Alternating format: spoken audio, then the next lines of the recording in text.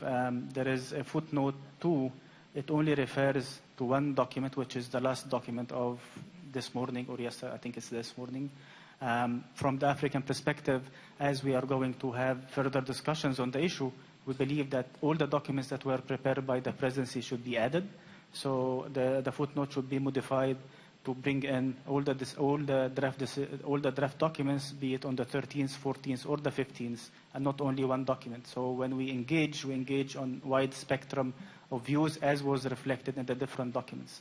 The last document was not a representative document of all views, and for this, we believe that this footnote should be changed to reflect all the proposals coming from the presidency. They were dated 13 and 14 and 15 of December. If this is agreeable, then we can engage and support this decision. Thank you so much. Okay, we will find out an answer on that, Egypt. Japan, you have the floor. Thank you, Madam President. Let me first appreciate and commend your perseverance in bringing parties to find compromises until the last minutes. Madam President, I was also fully committed to delivering a successful outcome on Article 6.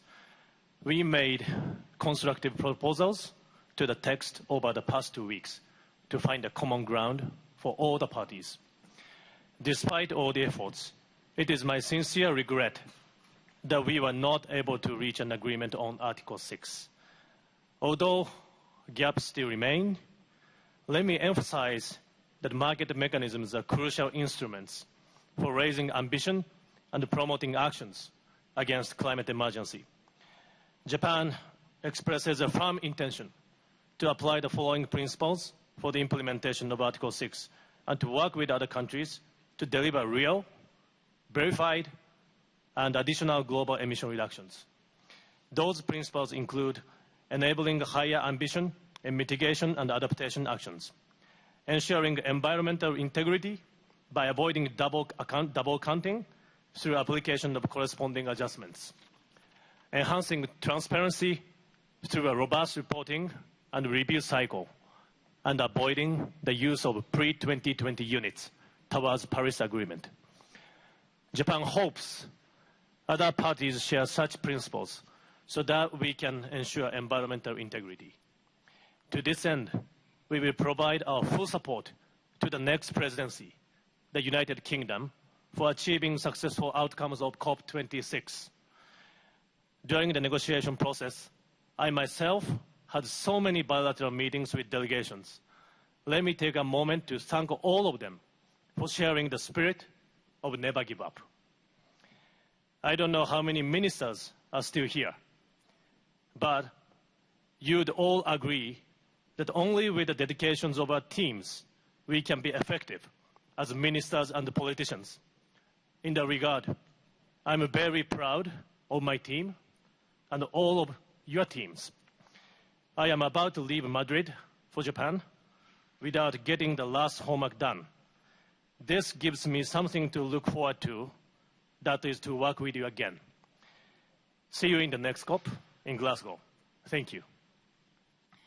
Thank you, Japan. And thank you for your hard work in helping to find an agreement on Article 6. You really have been great support in order to find that agreement. I give the floor now to Malaysia. Malaysia, you have the floor. Thank you, Madam President. Malaysia is taking the floor on behalf of the like-minded group of developing countries. Like others, we would like to thank you and the facilitating ministers for all the efforts to try to resolve this agenda item. The Adaptation Fund and adaptation measures have been historically underrepresented and underfunded, and their importance has not been brought to the fore. We fully expect that Article 6 will help change this by bringing much needed adaptation funding to parties that most need it. We would like to reiterate that participation in Article 6 activities should be completely voluntary and should help both developed and developing country parties to achieve their respective NDCs. I thank you, Madam President. Thank you, Malaysia. Argentina, you have the floor. Thank you, Madam President. We are also disappointed that it was not possible to complete this outstanding chapter of the Paris Agreement work program, but we also understand that for the time being, this may be the best decision and try to find common ground that ensures environmental integrity.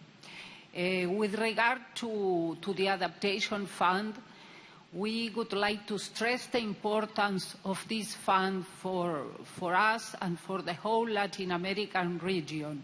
This is one of the few funds that the Latin American region has been able to access without restrictions, and to ensure a share of the proceeds from both 6.2 and 6.4 is of utmost importance to us. So we stand ready to continue the discussions on the way to Glasgow. Thank you. Thank you, Argentina. Brazil, you have the floor.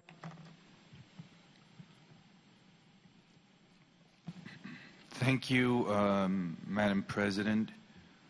To begin with, allow me, on behalf of my delegation, to thank you and congratulate you on your efforts in moving negotiations forward on this crucial agenda item. As others who have spoken before me, we think it is highly, deeply disappointing that we were not able to arrive at a positive outcome on this agenda item in our negotiations at this COP. We firmly believe that market mechanisms are a crucial element of the Paris Agreement architecture, and we're always very keen on working towards a positive outcome at COP25. We invested a lot of energy in this regard, and find it very frustrating that at the end of the day we were not able to arrive at a final agreement. That said, we do think there was some real movement in the negotiations at this COP. So I think we can at least say that the glass is half full.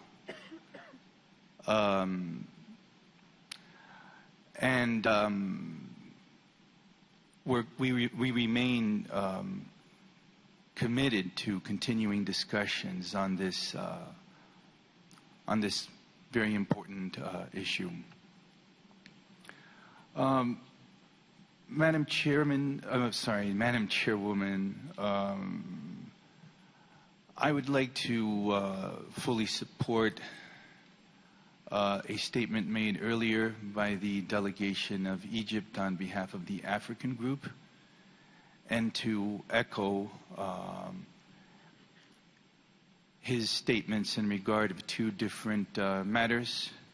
First of all, the fundamental importance of adaptation funding under the aegis of the climate change regime. We think it is absolutely crucial to ensure that more adequate funding is provided to the Adaptation Fund, and therefore, as the African group, we fully support the proposal for a mandatory share of proceeds provision in respect of the 6.2 mechanism. In respect of the draft decision that we have before us, I would also like to I fully concur and support the request made by Egypt of for changes to for changes to footnote 2 of the decision, We, like Egypt, believe that it would be very important to have references to all documents that were produced by the presidency throughout this process. As I said, there was some very interesting work taking place at the COP. Many different proposals were put on the table at different points in the process, not all of which are reflected in the last text that this footnote refers to.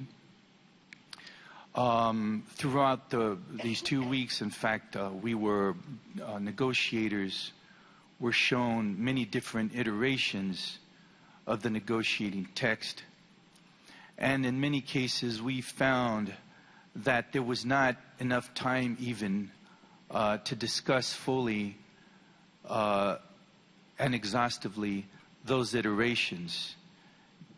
In some cases, consultations would focus exclusively on some aspects of those texts, and as a result of that, on some specific aspects of those texts, and as a result of that, not all of the material contained therein was properly covered. We believe it would be very important not to lose the valuable work that we've seen at this COP, and therefore would think the best way to move forward on this would be to make sure that in our continued work next year, we have all of the presidency documents before us as a basis for continued negotiations. Thank you very much, Madam Chairwoman. Thank you. Mr. Delegate Mann from Brazil. European Union, you have the floor. Thank you, Madam President. Madam President, let me begin with agreeing with the statement by Japan on this issue. Then let me add that we are among the most disappointed parties because of our collective inability to find the right compromises and the right solutions around this very important matter of Article 6. I would, however, concur with my colleagues from Egypt and Brazil that there has been an enormous amount of work done, not least by yourself and your staff and you in the Secretariat. There has been a confrontation of ideas that has not produced a consensus, but has definitely enriched our knowledge and our understanding of Article 6. And we think that bringing this wealth of ideas to the next stage of the discussion will be valuable. For that reason, we support the proposal to bring these documents forward. We can accept also the proposal made by Egypt of bringing forward all other documents. We don't agree with many of them, but they are part of the history of this debate. They contain proposals, some of which are more consensual than others. And if we restart this discussion, we should not restart it from scratch. So we can accept that. Our interpretation, and we would like to have that interpretation put on record, however, is that the use of these documents will necessarily have to include reference to their different level of maturity in the course of the discussion. More generally on Article 6, Madam President, this is and remains an important part of the Paris Agreement. The absence of rules to operationalize Article 6 does not prevent the Paris Agreement from functioning, does not prevent parties from having carbon markets, international carbon markets, and trying to relate to each other. But we hope that we will be able to obtain operational rules for Article 6 in the course of next year to make this movement towards carbon market and their internationalization faster and better organized. Thank you, Madam Chairman. Thank you, European Union. Switzerland, you have the floor. Thank you very much, Madam President. Let me first also thank you, the ministers of New Zealand and South Africa, and the Minister of Japan and their teams, your teams, for the tremendous efforts to help us to find agreement on Article 6. You did an excellent job. We obviously did not. Article 6 was created as a tool to allow for higher ambition on mitigation and adaptation actions and to promote sustainable development and environmental integrity. Market mechanisms hold the promise to substantially accelerating our global mitigation efforts at a time when science tells us that we only have a few years left to change course. However, we all know in order to be able to enhance mitigation actions, the rules and guidance on the implementation of Article 16 have to be robust and have to ensure environmental integrity. And we all know that if you would have had agreed here in Madrid on the last proposal you have presented, we would have created a robust source of funding for the Adaptation Fund. It is therefore with great concern that we were not able to take a decision on Article 6. This does make the use of market mechanisms under a multilateral approach under Article 6.4 impossible. However, existing provisions under Article 6.2 of the Paris Agreement do allow parties to proceed on the basis of cooperative approaches. All parties to the Paris Agreement, as parties to the Paris Agreement, we stand determined to realise the vision and ambition of Article 6. In line with what Japan has said, and in line with the San Jose principles for the high ambition and integrity in international carbon markets, which are supported by more than 30 parties, Switzerland, in the absence of international agreed rules, commits to applying robust rules that avoid any form of double counting, ensure environmental integrity, and promote sustainable development, including the protection of human rights. And Switzerland will also not use the pre-20 units towards the achievement of its NDCs. We will seek to engage in bilateral activities under 6.2, and when doing so, we intend to apply the guidance on cooperative approaches as presented last night by the Presidency. We hope this will provide clarity for actors in the market and set a good standard for others to follow. Having said this, Switzerland remains deeply committed to adopt robust multilateral rules to implement Article 6 of the Paris Agreement. Thank you, Madam President. Thank you, Switzerland. Costa Rica, you have the floor. Gracias, señora presidenta. On behalf of ILAC, I would like to thank you and your team for your efforts. I would also like to express our heartfelt thanks to Minister Creasy and Minister Shaw and their teams for their hard work. It has been frank engagement and an innovative approach. We did not quite get there this time, but we have progressed. As many others have expressed, we are disappointed that we once again failed to find agreement.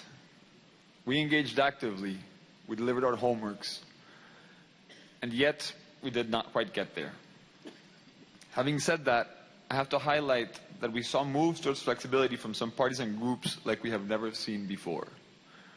We hope that those moves, that the spirit that those parties and those groups found will come with us to the next SB and to Glasgow and to deliver this article, which is important both to ensure maximum mitigation and maximum adaptation ambition. As you know, ILAC has a long history of firmly supporting robust accounting, environmental integrity, ensuring we have incentives for progressions in NDC in both their scope and their ambition. And we believe it is firmly necessary to safeguard human rights, the rights of indigenous peoples and local communities, as well as sustainable development through the implementation of Article 6.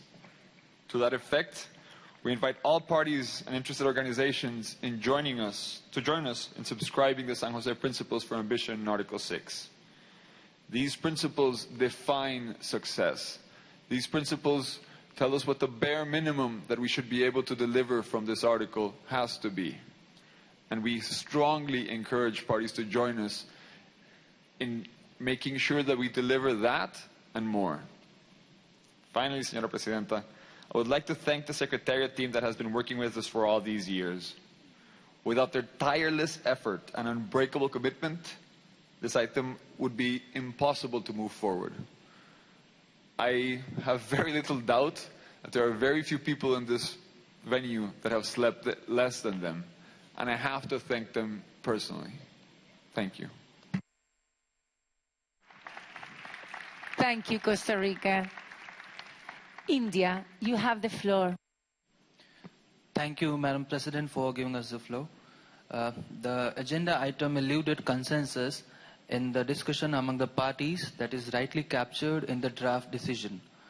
The Indian delegation believes that substantial progress was made to enhance understanding of technical issues on the markets.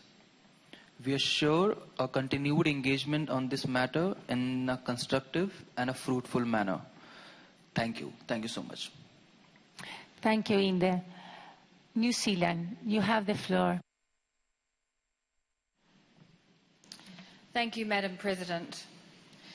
New Zealand expresses its great respect and thanks to all parties for their efforts in concluding our work on Article 6, including ministers and heads of delegation who made the brave move to dive into the details of Article 6. We made real progress here at COP25, which is to some degree captured in the draft decision texts referenced in the footnote of this decision. My Minister, James Shaw, greatly appreciated the opportunity to work with all parties, and in particular to work alongside Minister Creasy of South Africa with her excellent team. Thank you, South Africa, and thank you, Madam President, for entrusting us with this role. It is disappointing that we have not concluded our work here on Article 6, but many here have signalled their commitment to enhanced action and ambition on climate change through cooperative approaches based upon sound principles of environmental integrity and respect for human rights and the rights of Indigenous peoples. Because of those deeply held convictions, the only decisions we should adopt will be good ones. Clearly, good things take time. We too express our thanks for the Secretariat's tireless efforts, tremendous efforts in which they showed that they understood us better than we understood ourselves. Your time, Madam President, has not been wasted. We thank you sincerely for all your efforts on this matter. Thank you. Thank you, New Zealand. Belize, you have the floor. Madam President, I wish to thank you, your facilitators, and the Secretariat for bringing us this far. The Article 6 mechanism can provide an additional measure to reduce emissions of greenhouse gases. We appreciated the emphasis on the delivery of an overall mitigation in global emissions through a partial cancellation rate. We think this will be a very valuable element of our Article 6 architecture as we move forward and look forward to its operationalization. Regarding the footnote, we feel that we made good progress during the second week and achieved good results last night. We would be happy to engage in that last text when we meet again in June. It may not be helpful to have multiple texts on the table.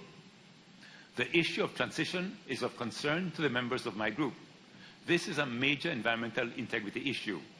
We appreciated the clarity with which this issue was handled in your last draft, and we would not want to begin all over again on this difficult issue. An ambitious Article 6 outcome will create a new architecture for markets that moves beyond zero-sum offsetting approaches to accelerate the reduction of global greenhouse gas emissions. Madam President, We will continue to engage constructively with all parties to develop a market mechanism that contributes to the global mitigation effort while ensuring environmental integrity. Thank you, Senegal. Senegal, you have the floor. Bonjour. Bonjour, Madame la Présidente, et merci de m'avoir donné la parole. Nous vous remercions pour tous vos efforts et ces deux ministres de la Nouvelle-Zélande, de l'Afrique du Sud, du Japon qui vous ont accompagné dans la recherche de solutions consensuelles pour ce point de l'agenda. Tout d'abord, nous soutenons la déclaration qui a été faite par l'Égypte au nom du groupe africain et insistons particulièrement sur l'objectif de l'article 6 de l'accord de Paris, qui est de rehausser l'ambition dans le domaine de l'atténuation, mais aussi de l'adaptation. Aussi, nous insistons sur l'importance que nous accordons à l'apport des mécanismes de marché. Et nous disons, comme ceux qui nous ont précédés, que tous les mécanismes de marché doivent apporter un rehaussement de l'ambition dans le domaine de l'atténuation, mais aussi apporter un financement aux besoins d'adaptation des pays les plus vulnérables. Nous avons beaucoup avancé ici à Madrid, sous votre présidence, et nous espérons que le temps qui nous sépare de nos prochaines négociations permettra à l'ensemble de nos partenaires de faire une analyse approfondie des propositions consensuelles qui ont été faites,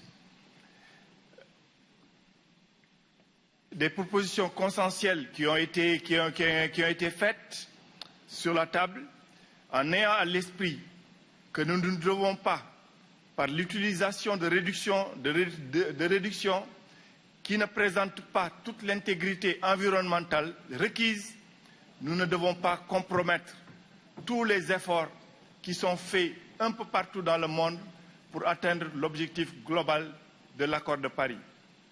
Nous devons nous assurer que les règles que nous mettrons en place garantissent l'intégrité environnementale, promouvoient le développement durable et assurent qu'il n'y a pas de double emploi. Nous devons aussi nous assurer que ces règles que nous mettrons en place, que dans le cadre de ces règles que nous mettrons en place, les économies qui sont réalisées par ceux qui investissent dans ces mécanismes rehaussent effectivement l'ambition dans tous les domaines, atténuation comme adaptation. Nous vous réitérons notre disponibilité aux côtés du groupe africain, mais aussi du groupe des 77 et la Chine, pour vous assurer que les défaillances constatées dans les marchés carbone antérieurs à l'article 6 de l'accord de Paris, notamment ceux du protocole de Kyoto, comme ceux qui sont donc des marchés volontaires, devront être rectifiés et redressés dans les directives que nous mettrons en place, les modalités et procédures que nous aurons pour faire revenir la confiance de l'ensemble des acteurs. Je vous remercie de votre attention. Thank you, Senegal. Bhutan, we have the floor. Madam President, like others, I thank you for your hard work and all the tremendous attempts that you made to finalize the consideration of this item at this session. We would also like to share our appreciation to the Excellency Ministers for facilitating the discussions. LDC Group came to Madrid with an expectation to have a robust Article 6 rules on market that ensures environmental integrity and overall mitigation in global emissions while providing resources for adaptation. The group is disappointed with lack of willingness by some parties to work together to ensure environmental integrity and to respond to the needs of the most vulnerable communities. Looking ahead, we remain committed and urge all parties to come to next session to advance this important item that will help in raising ambitions in line with the principles of Paris Agreement. I thank you, Madam President. Thank you, Bhutan. Tuvalu, you have the floor. Thank you, Madam President, and I will not say what others have already said, only to express our extreme gratitude to you and your team, and in particular the Secretariat staff, who have worked to a state of exhaustion to bring us to this, where we are now.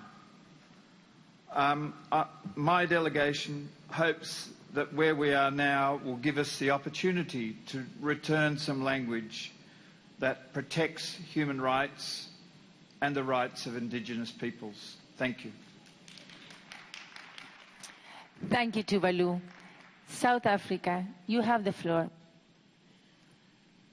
Madam President, on behalf of Minister Barbara Creecy, we would like to take this opportunity to thank the Minister and delegation of New Zealand for working tirelessly with us to make progress on Article 6.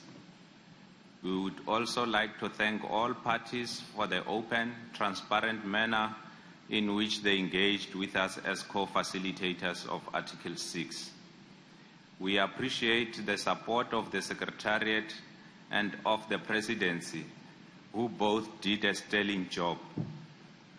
We too are disappointed that we were unable to reach agreement given the robust discussions we had and the progress we made. For us, it is crucial to have a market that has high environmental integrity and avoid double counting. We would also like to see the carbon market deliver high mitigation and adaptation ambition. As a delegation, we will continue to work hard with colleagues to ensure that we can deliver an effective Article 6. We believe that the text that we reached last night give us enough room to take our discussions forward. However, we will be accommodating to the views that called for the last texts that were produced to also form part of the next discussion. As a delegation, we urge and encourage all parties to come to the next round of discussions with flexibility so that we can conclude this discussion. We believe we are very close, Madam President. Given a little bit more time, we could have made it. I thank you. Thank you, South Africa. Canada, you have the floor. I would like to thank the Presidency facilitating ministers from New Zealand and South Africa and the Secretariat for its work. I'd also like to thank all of the parties who came to COP25 with a spirit of cooperation, flexibility, and compromise on Article 6. We too, like so many, are disappointed that we could not agree to robust rules on Article 6 at this COP. We recognize the incredible amount of work, especially by our experts over the past 4 years, who have negotiated in good faith to get us to the text that we discussed in the early morning hours. The text has never been more clear and clean. It has helped us to identify the key political compromises which would need to be considered in order for us to come to an agreement. It is what we need to carry forward if we are to get an agreement in the future. Advancing international carbon markets and its potential to enhance ambition while promoting environmental integrity, human rights, and the rights of Indigenous people is of keen interest to Canada. Canada will continue in our steadfast commitment to advance the implementation of the Paris Agreement through our domestic actions and our support for developing countries to help drive the urgent climate action that is needed to be taken by everyone. Thank you. Thank you, Canada. Australia, you have the floor. President, thank you. And like others, I want to pass on our appreciation for the hard work that you, the Secretariat, and others have done in terms of trying to get an agreement on this. I also want to thank you for the transparency and openness and the energy that you personally and others have brought to this process. I also want to acknowledge the work of our umbrella group members, Japan and New Zealand, who have put a lot of effort and time into this, and also South Africa, as mentioned. We're also disappointed to see that there's not an outcome on markets. We believe this is a critical part of the Paris Agreement. We, like others, worked hard across groups to try and find differences and bring parties to a point where we could get an agreement. Unfortunately, it hasn't been the case this time. We hope an agreement can be found in the near future. We believe the current text, as Canada and others have said, provides a very strong basis to hopefully continuing negotiations and finalising agreement. Like others, we're also keen to ensure the protection of human rights and the rights of Indigenous people in the establishment of any future mechanism under markets. Thank you. Thank you, Australia. Republic of Korea, you have the floor. Thank you, Madam President. At the outset, we highly appreciate to the Madam President and your team, as well as the Secretariat and also the co-facilitators for their hard work. Even though we couldn't reach the consensus on Article 6, I do believe this does not mean to discourage our active climate action. At the time when we couldn't reach the consensus, we should take more efforts for addressing the climate change. At the UN Climate Action Summit held in New York, the Greta Thunberg said, "We are watching you." So the students are expected to be educated, but at the time, the world leaders are educated. So now is the time for action, for more active and constructive action. Thank you, Madam Chair. Thank you, Korea.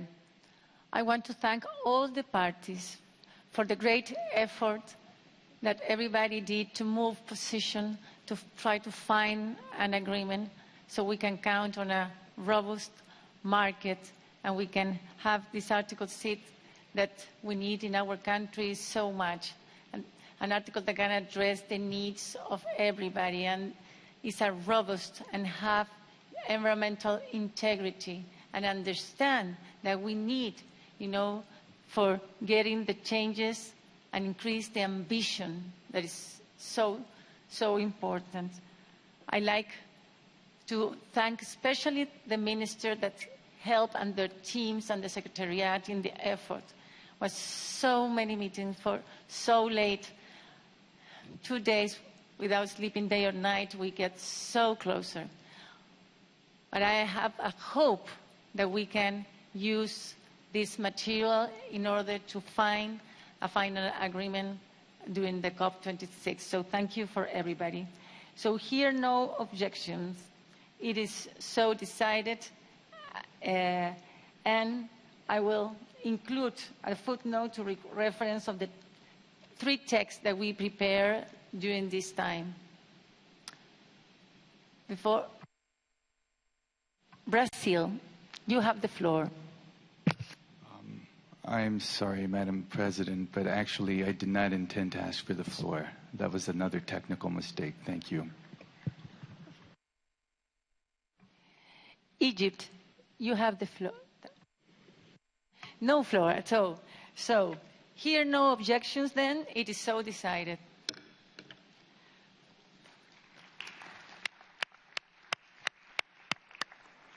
I now invite the CMA to consider sub-item 2B of the agenda, election of additional officers.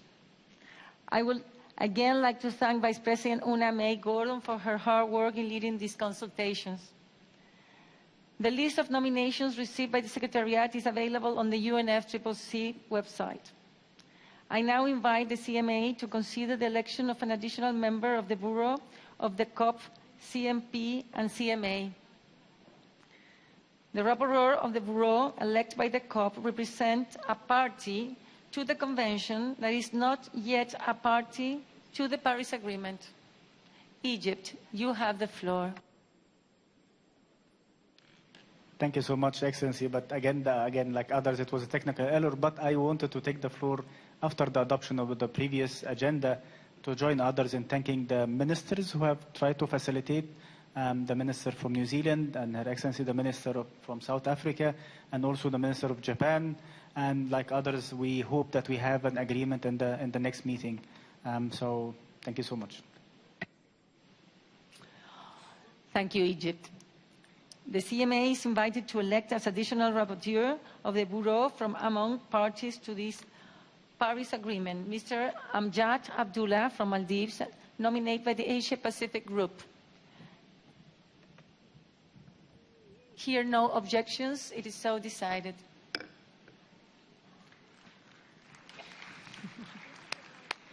I now invite the CMA to elect the members and alternate members of the committee to facilitate implementation and promote compliance referred to in Article 15, paragraph 2 of the Paris Agreement, as contained in the list of nominations. Here, no objections. It is so decided. I would like to congratulate the members and alternative members of the committee on their election.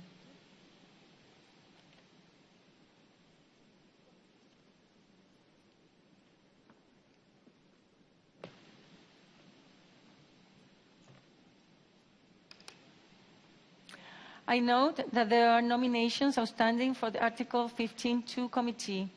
I invite groups to continue consultations and submit the outstanding nomination to the Secretariat as soon as possible, and by the 28th of February 2020 at the latest. Once received by the Secretariat, the nominees will be deemed elected at CMA2 in accordance with established practice.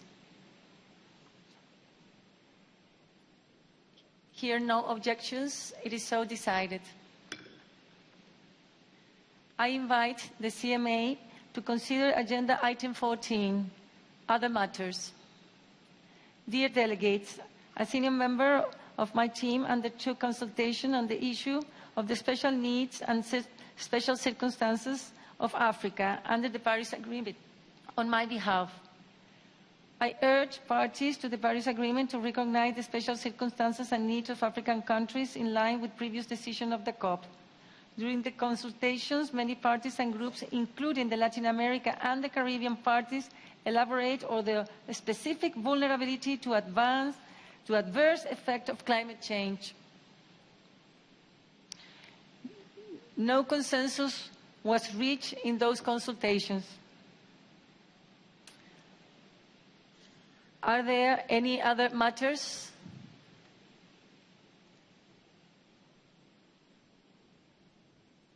Argentina, you have the floor. Gracias, señora presidenta.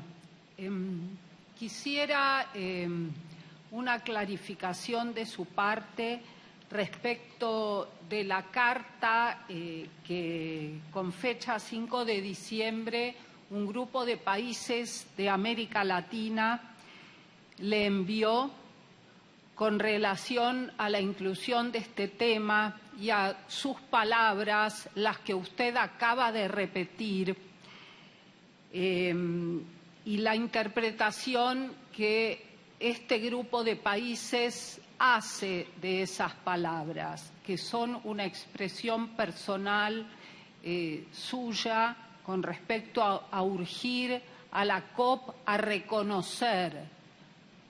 Y la carta elabora sobre el poder de decisión de la COP, que es la COP quien toma las decisiones y la presidencia no puede urgir a la COP a tomar una decisión en un sentido o en otro.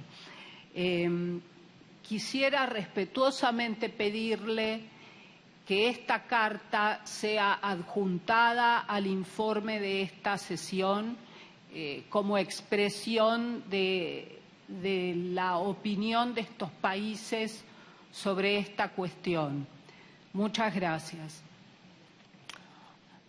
Thank you, Argentina. The letter was sent and it will also be in the report. Thank you.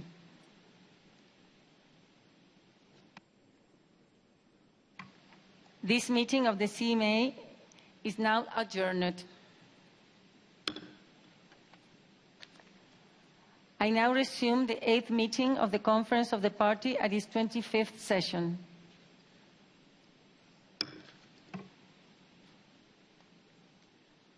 I now invite the conference to consider Agenda Item 7, Warsaw International Mechanism for Loss and Damage Associated with Climate Change Impacts.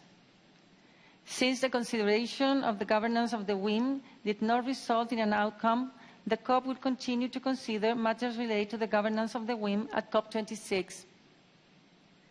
I now invite the COP to take note of the decision adopted by the CMA entitled Warsaw International Mechanism for Loss and Damage Associated with the Climate Change Impacts and its 2019 review contained in document FCC/CP/2019/L12.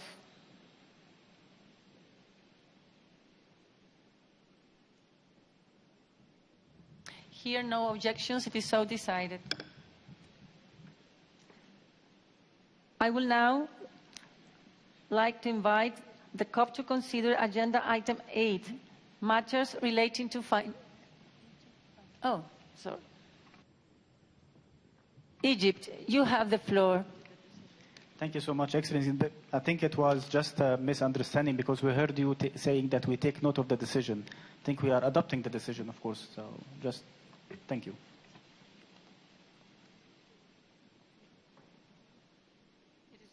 It was all decided.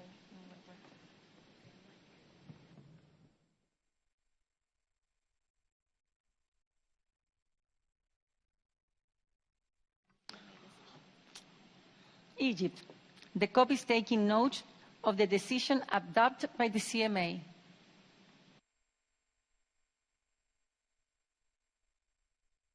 Palestine, you have the floor.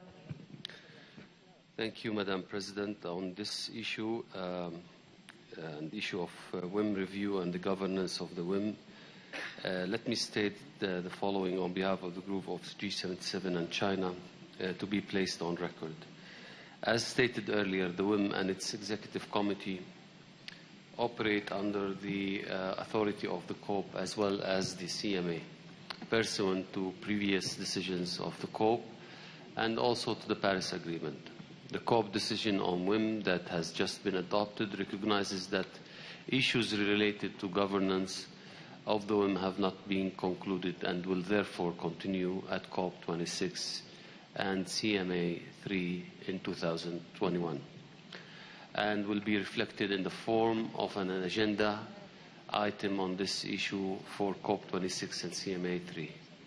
We note that our discussion on this issue here at the COP25 and CMA 2 did not produce any outcome, and that such discussions do not prejudice any further considerations of this matter under the COP and the CMA. Finally, nothing in this COP WIM decision text nor in the CMA WIM review text prejudges the outcome of our discussions of WIM government. We thank you, Madam President. Thank you, Palestine. Your concern is noted. Tuvalu, you have the floor. Thank you, Madam President. It was our understanding at the beginning of this meeting that we would adopt parallel decisions both by the COP and the CMA. The current decision that you have presented to us does not achieve that, and we are deeply disappointed by that. I would like to have a statement recorded in the report of this meeting. In noting the CMA decision by the COP, it is our clear understanding that the COP has an ongoing role in overseeing the operation of the Executive Committee of the Warsaw International Mechanism on Loss and Damage and in the implementation of its work plan. The COP established the WIM and nothing has extinguished that role. Like other institutions established and brought forward by the Paris Agreement, the COP and the Paris Agreement will have joint work respectively. Thank you. Thank you, Tuvalu. Your statement is reported.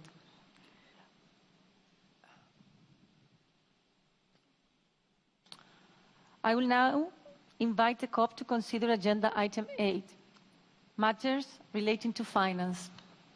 For sub-item 8A and B, a contact group was established co-chaired by Mr. Richard Muyongi from Tanzania and Mr. Robert Moore from UK.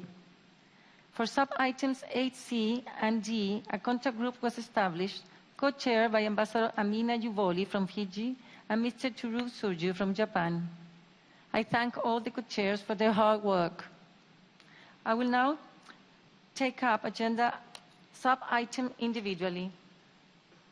I invite the COP to consider agenda sub-item 8A, long-term climate finance.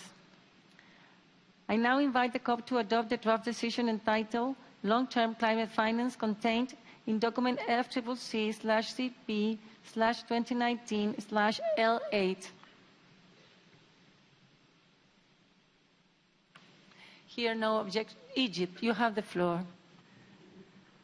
Thank you so much, Madam Chair, and apologies for taking the floor, but we are seeing two different documents for the same agenda item. There is a document that we printed this morning from the Dropbox and from the agenda, and then this document was updated later on. Now what we have is a different item, in particular in relation to paragraph 13 of this draft decision.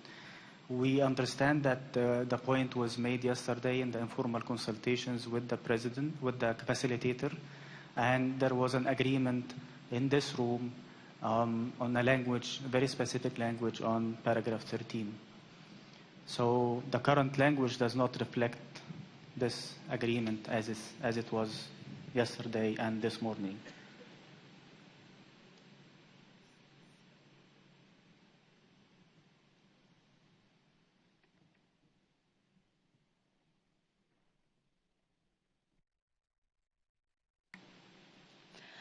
Delegates, the file that was uploaded earlier was a technical error. The correct file is the one that's uploaded now, and it's not in the document.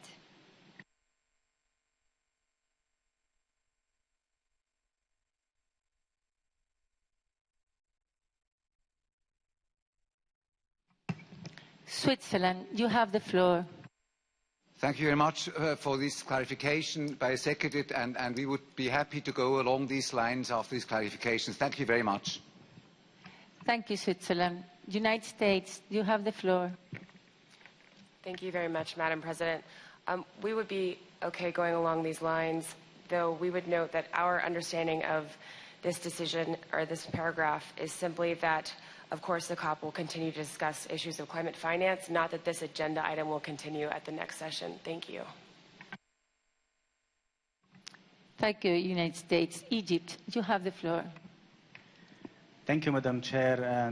But can you read exactly what language on paragraph 13, and then I'll come back and comment, please.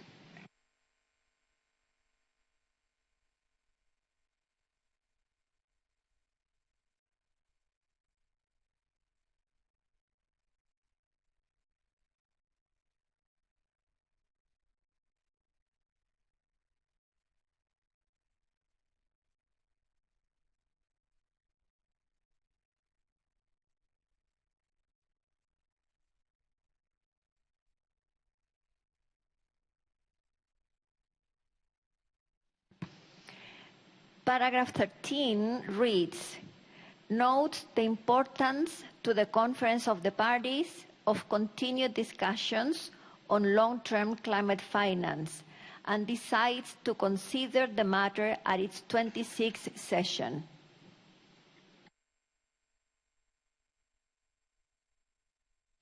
Egypt, you have the floor.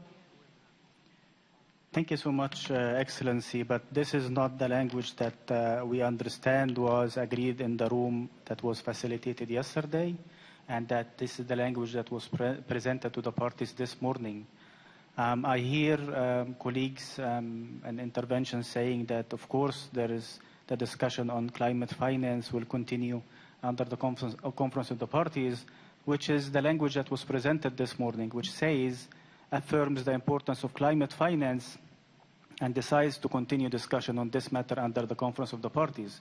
So hearing the previous intervention specifically, it speaks to the same language, but it does not refer to this, noting the importance of a continued discussion.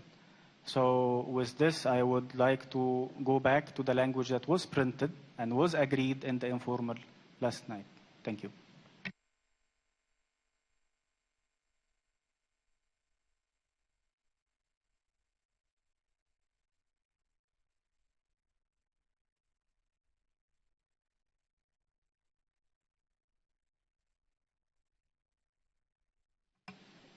We will come back to you, Egypt, on this issue. Nicaragua, you have the floor. Nicaragua wishes to support the position of Egypt on the matter of long-term finance to revert to the language that had been negotiated and that we saw previously, and not this last-minute change of language. Long-term finance is more important than ever, and we should not have a hiatus of 1 year in the effort to come up with options and alternatives for effective long-term finance. This is more important than ever because we have not come to terms at this COP with significant financing for loss and damages, which is essential for the mounting number of countries that are victims of climate change.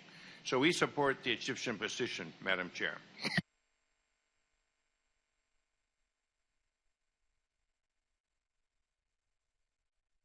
Thank you, Nicaragua. Switzerland, you have the floor. Thank you, Madam President. I think we are now not in the stage about supporting positions that have been negotiated, and just to reflect duly what has been agreed and what has not been agreed yesterday evening.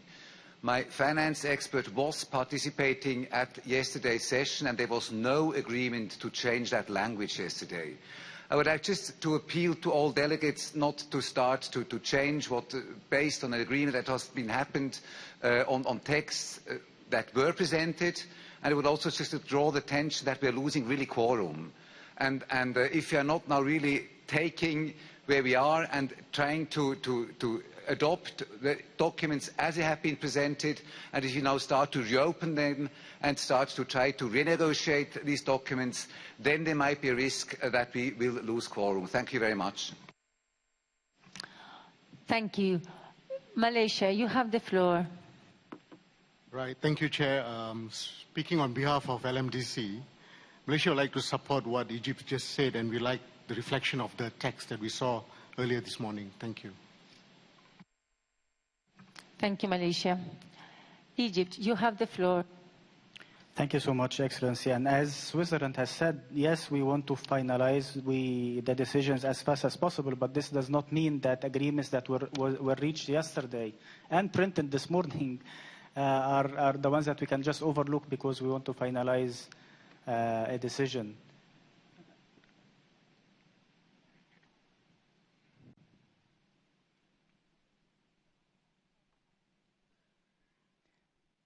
Okay, I'll stay. The coordinator of the African group has clearly highlighted that this was an agreement, and the language that is now presented is a language that the African group did not approve, and it was made very clearly that it was not a language that the African group can go forward with. So there was a compromise language, which is, again, what is presented in the previous and printed and even posted this morning, and it just confirms what some delegations have said. It is affirmation of the importance of climate finance and decides to continue the discussion under the convention. I think it was said even by, other delegations before me, and supported, of course, by a wide variety of delegates. Thank you. Thank you, Egypt. Canada, you have the floor. Thank you. And I just wanted to weigh in with what Switzerland was saying, because the language that was read out by the Secretariat was the language that was discussed last among parties. And there was no agreement to make further changes to the language. So we would appreciate some clarification on moving forward. Thank you. Thank you, Canada. United States, you have the floor. Thank you, Madam President. And just to be perfectly clear, we don't support the language that has been proposed by Egypt nor Switzerland. Though our understanding of the situation or the discussion last night was certainly as Switzerland has described it. Thank you. Thank you, United States. Japan, you have the floor. Thank you, Madam Chair. And according to the expert who participated in the discussion last night, there was no conclusion. It's true that there was an argument to oppose description as described here in this draft text, but there was no conclusion in the discussion last night. So in that sense, this description in the draft text reflects exactly the argument discussion last night. That is understanding of Japan. Thank you, Japan. Give me some minutes. We will see this.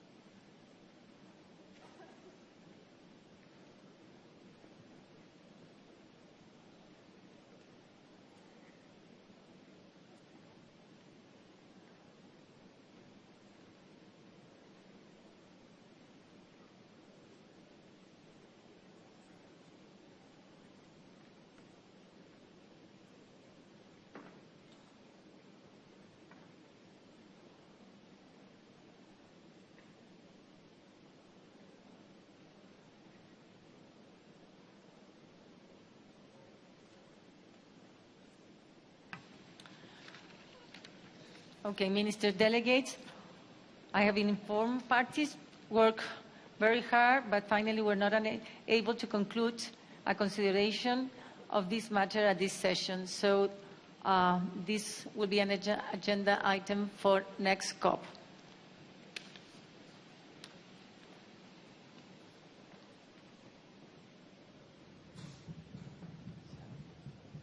Thank you for your understanding.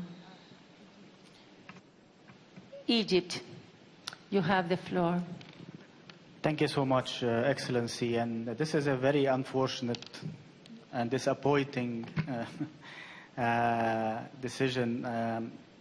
And this is not the first one during this COP. I mean, I recall that the African group has highlighted and stressed on the concerns and disappointment when it comes to agenda items that relates to finance, capacity building, technology transfer. And those are the means of implementation that countries will need to implement the Paris Agreement and the Convention. I'm really surprised when we are affirming the importance of climate finance. We are not even agreeing on affirming the importance of climate finance. This is really becoming very worrisome for a lot of countries. Very worried about not even affirming a very benign language of the affirmation of climate finance and to continue discussion under the Convention on Climate Finance. Unfortunately, we cannot do anything about that, but I would just ask colleagues who have mentioned that they cannot agree with the affirmation of the importance of climate finance and the continuation of a discussion on climate finance, to consider that when they ask parties to raise their ambition, when they ask parties to take more actions, when they ask developing countries to be more transparent, when they ask developing countries to pay more from their pockets for adaptation, when they ask parties to join the markets because it's much easier as mitigation for some. So it is very unfortunate, Madam President, that this is happening now. It is very unfortunate that the message that we are sending in a COP that is calling for ambition is that we are not even able to affirm the importance of climate finance or even decide to continue discussion on climate finance.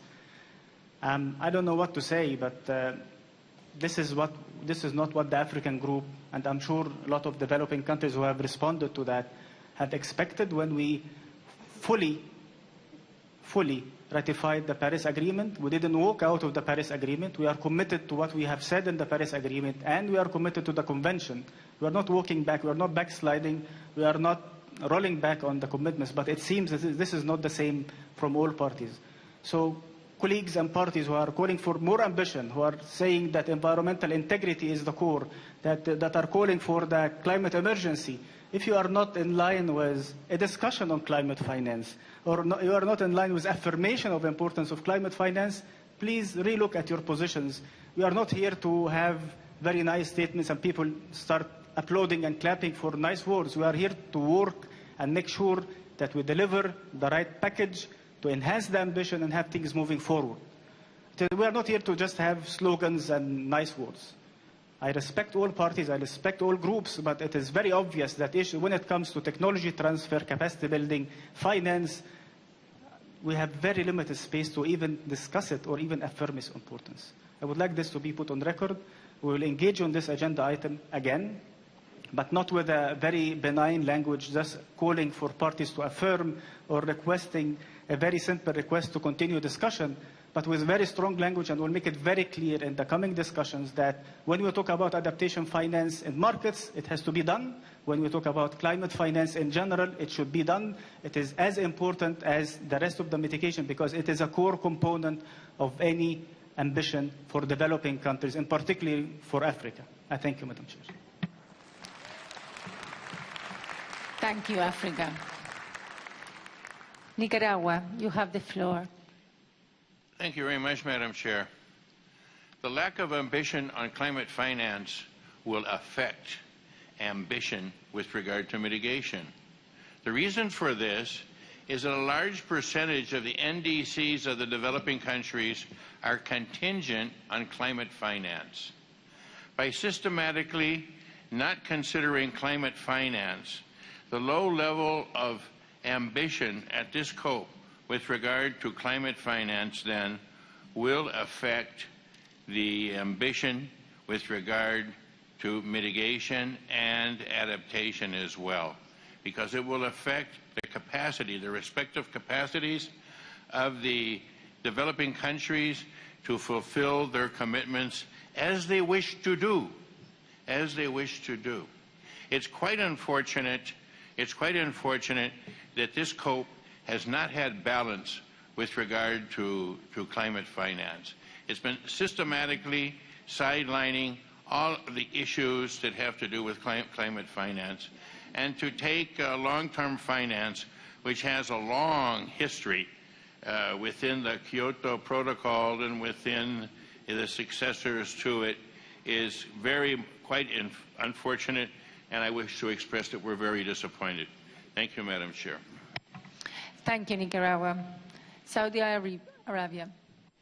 Thank you very much, Madam President. Speaking on behalf of the Arab Group, we could not agree more with the statement by Egypt and Nicaragua on their disappointment in the way we are addressing ambition. We are killing an agenda item here, right here, in this very moment, that speaks about climate finance. And we said from the very early beginning of this conference that when we speak about ambition, it's not only ambition in mitigation, it's ambition, mitigation, adaptations, and means of implementation. And we're not really delivering on that. Unfortunately, developed countries talk the talk, but they don't walk the walk.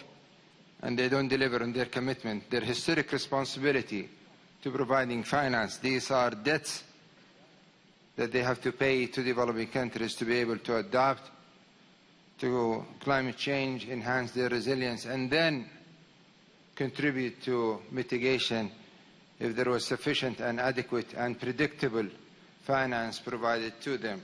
It's unfortunate that we are seeing now this agenda item being contested and we are not able to reach a decision. Although we have given developed countries the paragraph that they wanted under the decision for the CMA for raising ambition, but we're not getting anything in return when it comes to climate finance.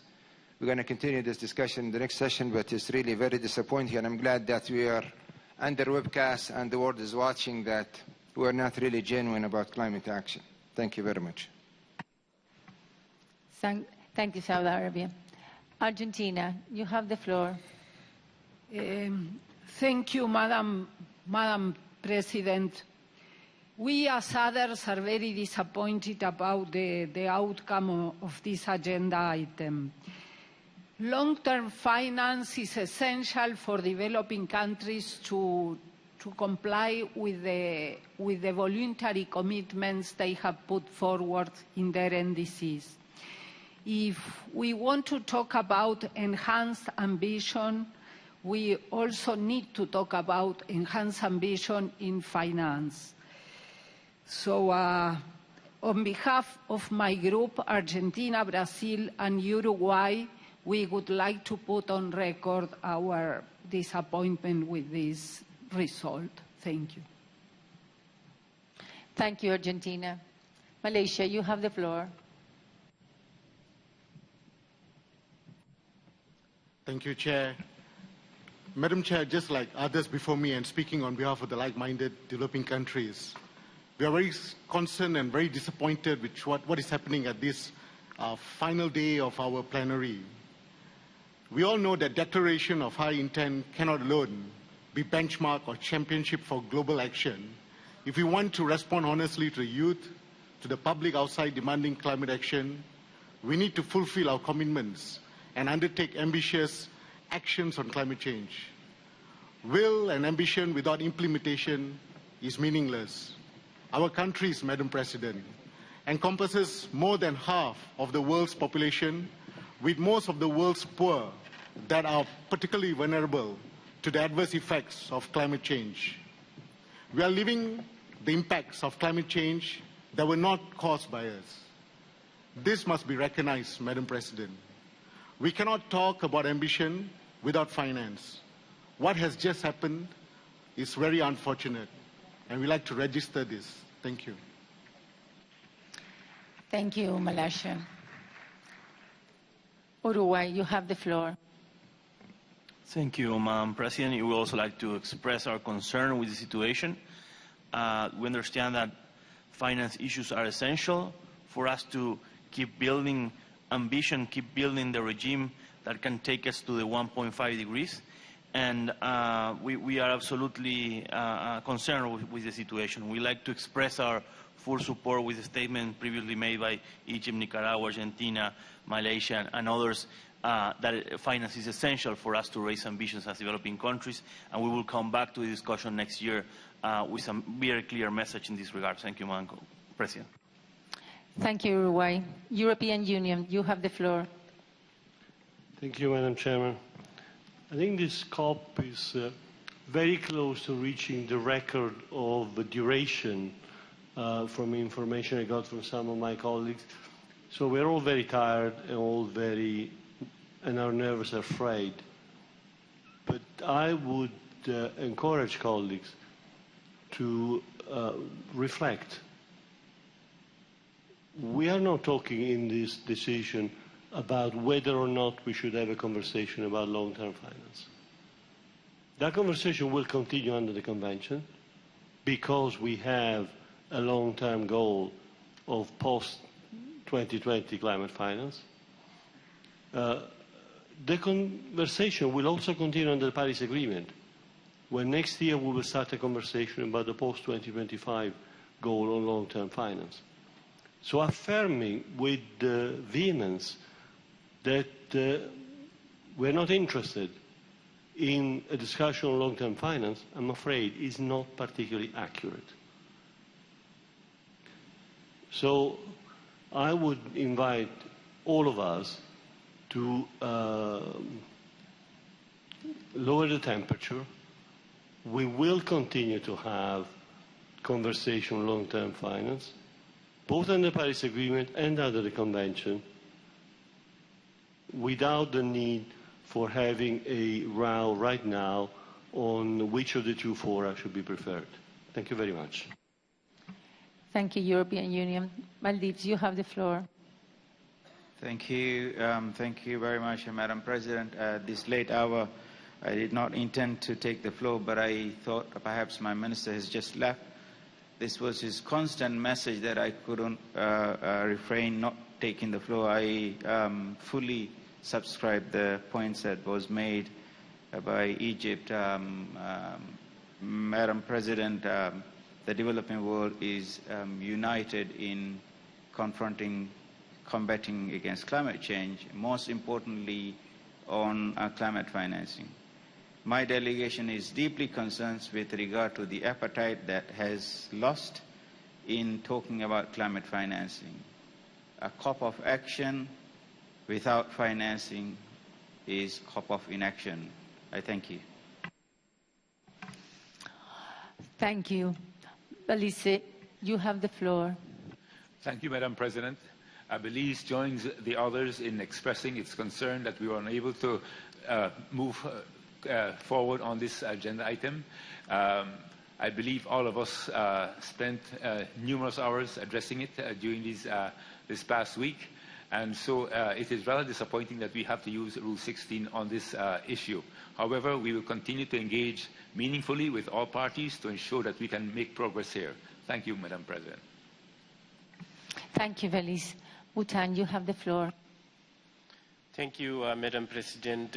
Like others, we also would like to register our concern on this particular item. We expected much stronger outcomes on this long-term finance to provide assurances to us about the availability of finance beyond 2020. This is critical because it's important for us to work to implement our NDCs and NAPs. Like others, looking forward, we look forward to engage on this, and it's very unfortunate and that we are not getting enough attention on finance here. Thank you. Thank you, Bhutan. Egypt, you have the floor. Thank you so much, Excellency, and apologies for taking the floor again. And just also, while stating the disappointment, I want to welcome the statement made by the EU, confirming that the discussion will continue, confirming the importance of climate finance, be it under the Paris Agreement or the Convention, and also put on record that the African group, and I'm sure all developing countries, very much appreciate the countries who have doubled their climate finance. There are some countries who are mentioned here in the decision, unfortunately will not be able to take the decision forward. I think countries who have doubled for the GCF, like Germany, like the UK, like France, many European countries are very much appreciated. So we just wanted to put on record that while we are facing a lot of challenges, there are some countries who are up to their commitments. Thank you so much. Thank you, Egypt.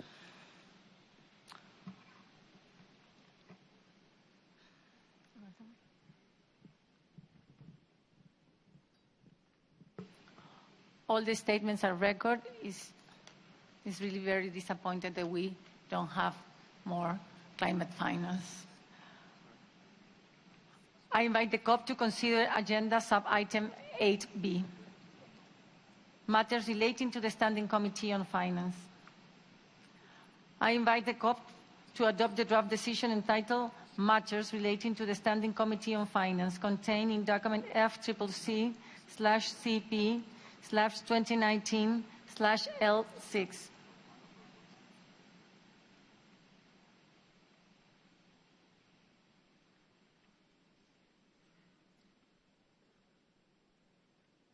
Here, not objections, it is so desired.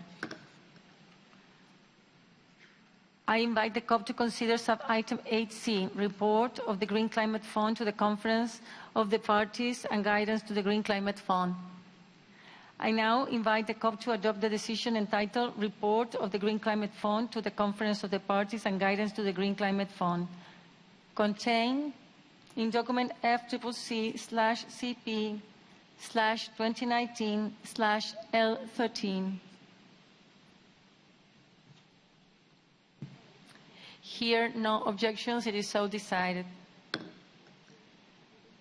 I invite the COP to consider sub-item AD, Report of the Global Environmental Facility to the Conference of the Parties and Guidance to the Global Environmental Facility. I now invite the COP to adopt the decision entitled Report of the Global Environment Facility to the Conference of the Parties and Guidance to the Global Environment Facility, contained in document FCCC/CP/2019/L7. Here, no objections. It is so decided.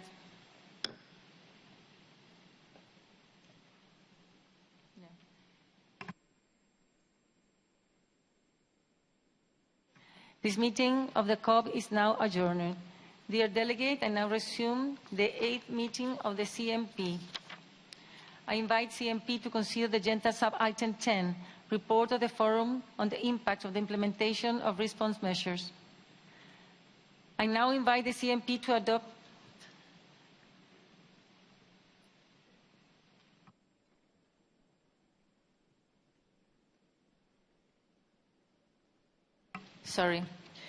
I invite the COP to consider agenda item 12, Report of the Forum on the Impact of the Implementation of Response Measures. I now invite the COP to adopt the draft decision entitled Work Plan of the Forum on the Impact of the Implementation of Response Measure and its Katowice Committee of Experts on the Impacts of the Implementation of Response Measures, contained in document FCCC/CP/2019/L11.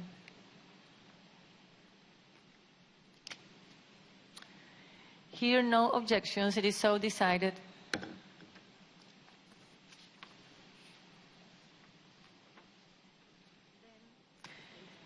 This meeting of the COP is now adjourned. Dear delegates, I now reassume the 8th meeting of the CMP. I invite the CMP to consider the agenda sub-item 10, Report of the Forum on the Impact of the Implementation of Response Measures. I now invite the CMP to adopt the draft decision entitled Work Plan of the Forum on the Impact of the Implementation of Response Measure and its Katowice Committee of Experts on the Impacts of the Implementation of Response Measures, contained in document FCCC/KP/CMP/2019/L6. Here, no objections. It is so decided. Dear delegates, please stay in your seat as we will be convening the joint plenary to hear closing statement. This meeting.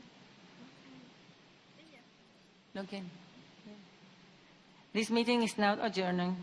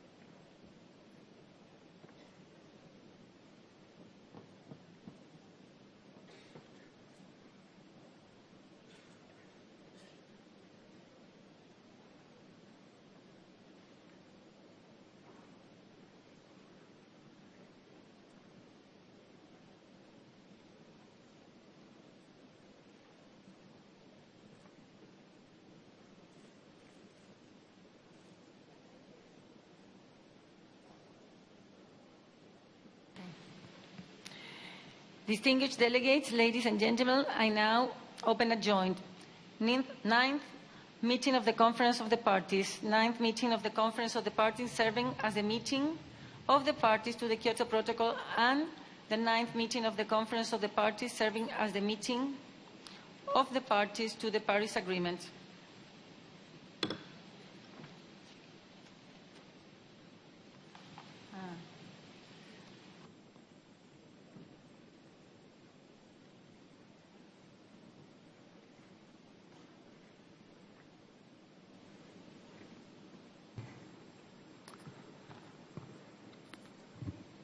Dear delegates, hoy cerramos la COP25 en la hora final con sensaciones encontradas.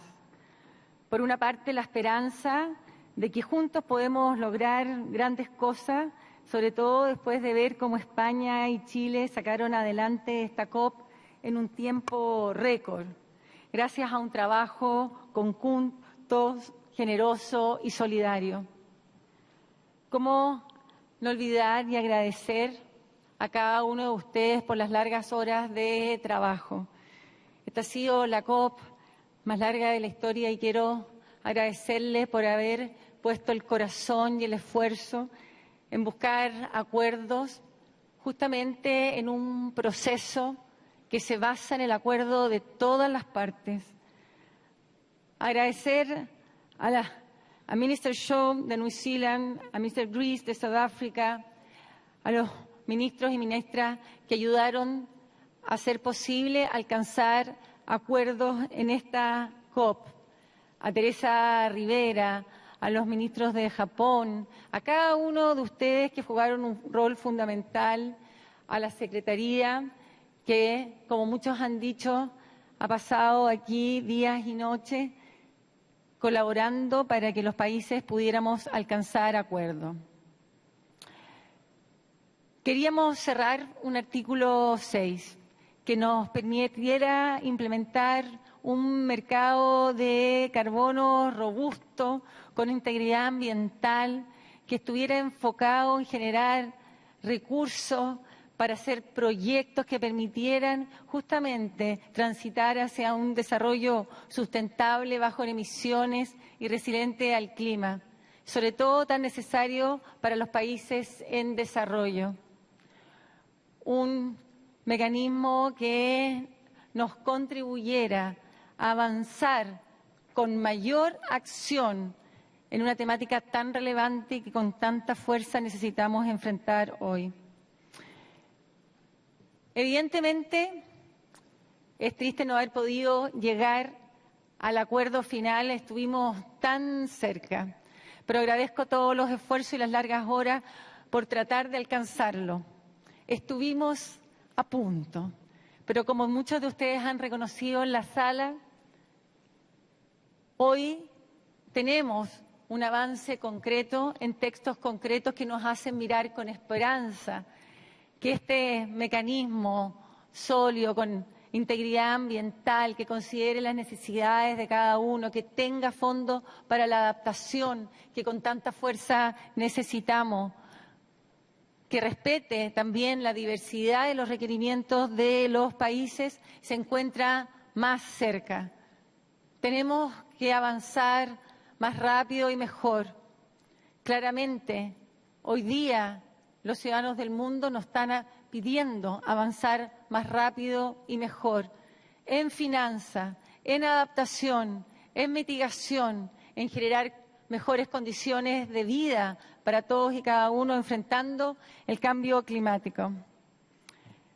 Dejamos como legado de esta COP un texto para el artículo 6 ambicioso y ambientalmente sólido, que permite generar las bases para implementar un mercado de carbono sin doble contabilidad desde el primer momento, entregando recursos para adaptación tanto en el mecanismo centralizado como en el de cooperación bilateral, y que recoja la necesidad de los países en desarrollo de contar con periodos de transición razonable, con un número de unidades limitadas y por un periodo determinado que permitiera asegurar el cuidado integral del sistema. Este es uno de los temas, pero justamente el trabajo conjunto permitió sacar adelante temas muy necesarios y muy queridos. Quiero destacar especialmente y con profundo agradecimiento el acuerdo en materia de género realizado en esta COP. El tema de género no es un problema de las mujeres, es un problema de la humanidad, como lo es el cambio climático, que nos impacta con mayor fuerza, profundizando inequidades culturales, sociales y ambientales existentes.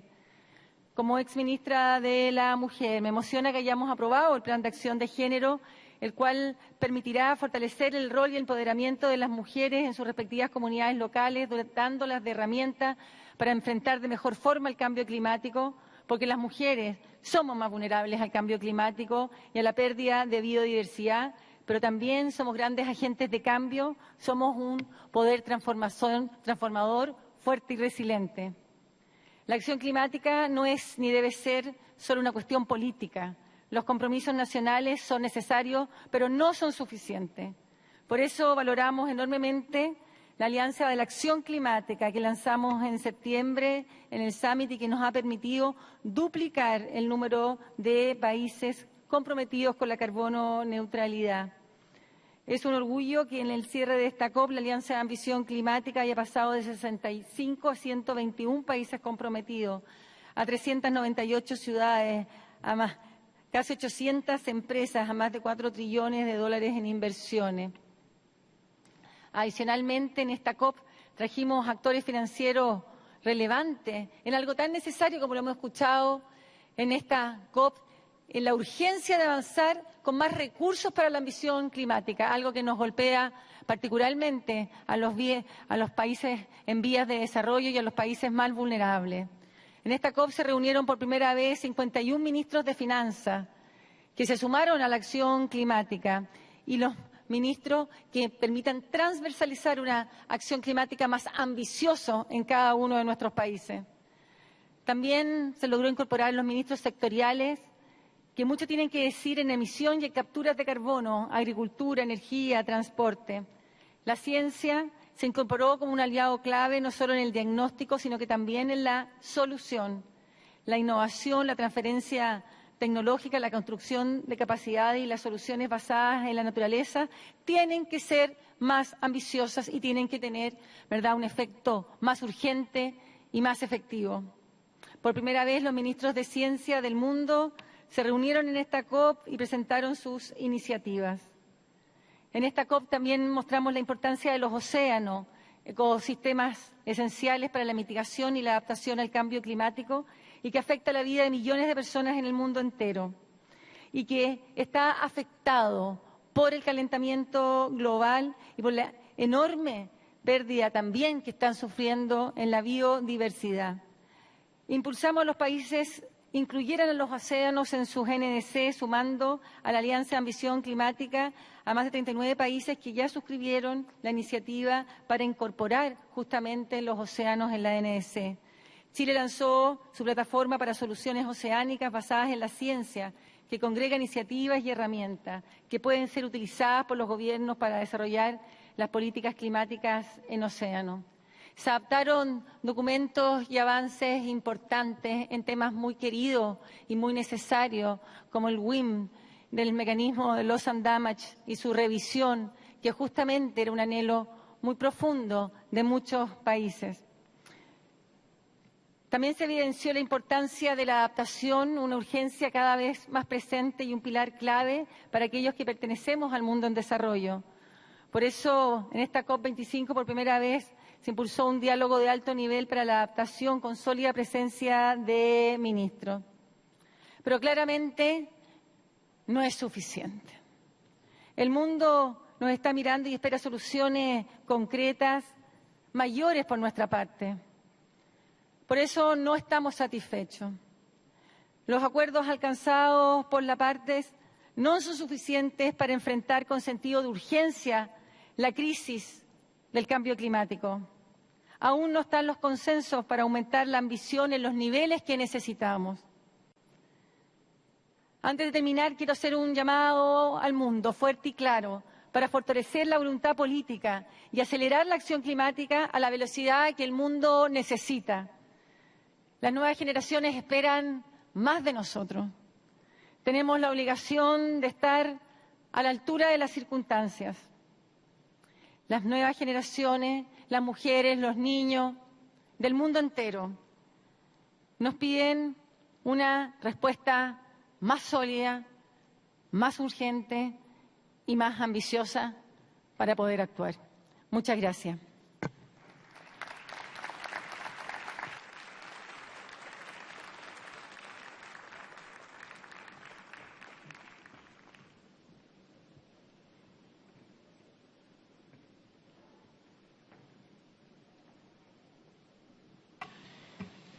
Dear delegates, considering that the late hour and the fact that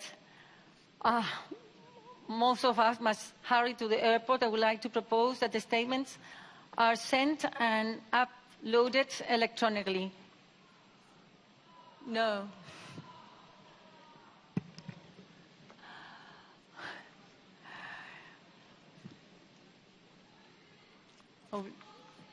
Open. No.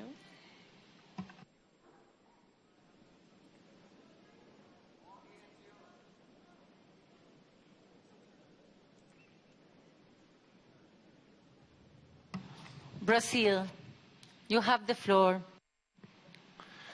Thank you, Madam President. Well, first of all, I would like to sincerely thank Chile for its great effort and congratulate you for the great job you did in such difficult circumstances. We are very grateful to you, and I'm speaking on behalf of Brazil, Argentina, and Uruguay, the ABU group. We would also like to sincerely thank Spain for its hospitality and for having worked this wonder to host us here in such short notice. But having said that, I will follow your suggestion, and that's what I was going to propose, at least to the other state delegates, that we, rather than speak here, given the short time that we have, that we all send our statements in writing. This is what we will do. Thank you very much. Thank you, Brazil. You have to move from your Costa Rica. You have the floor. Thank you, Señora Presidenta. We are going to make a similar suggestion. We would perhaps suggest that parties deliver their statements in writing, and we leave the space for NGOs and civil society to deliver theirs.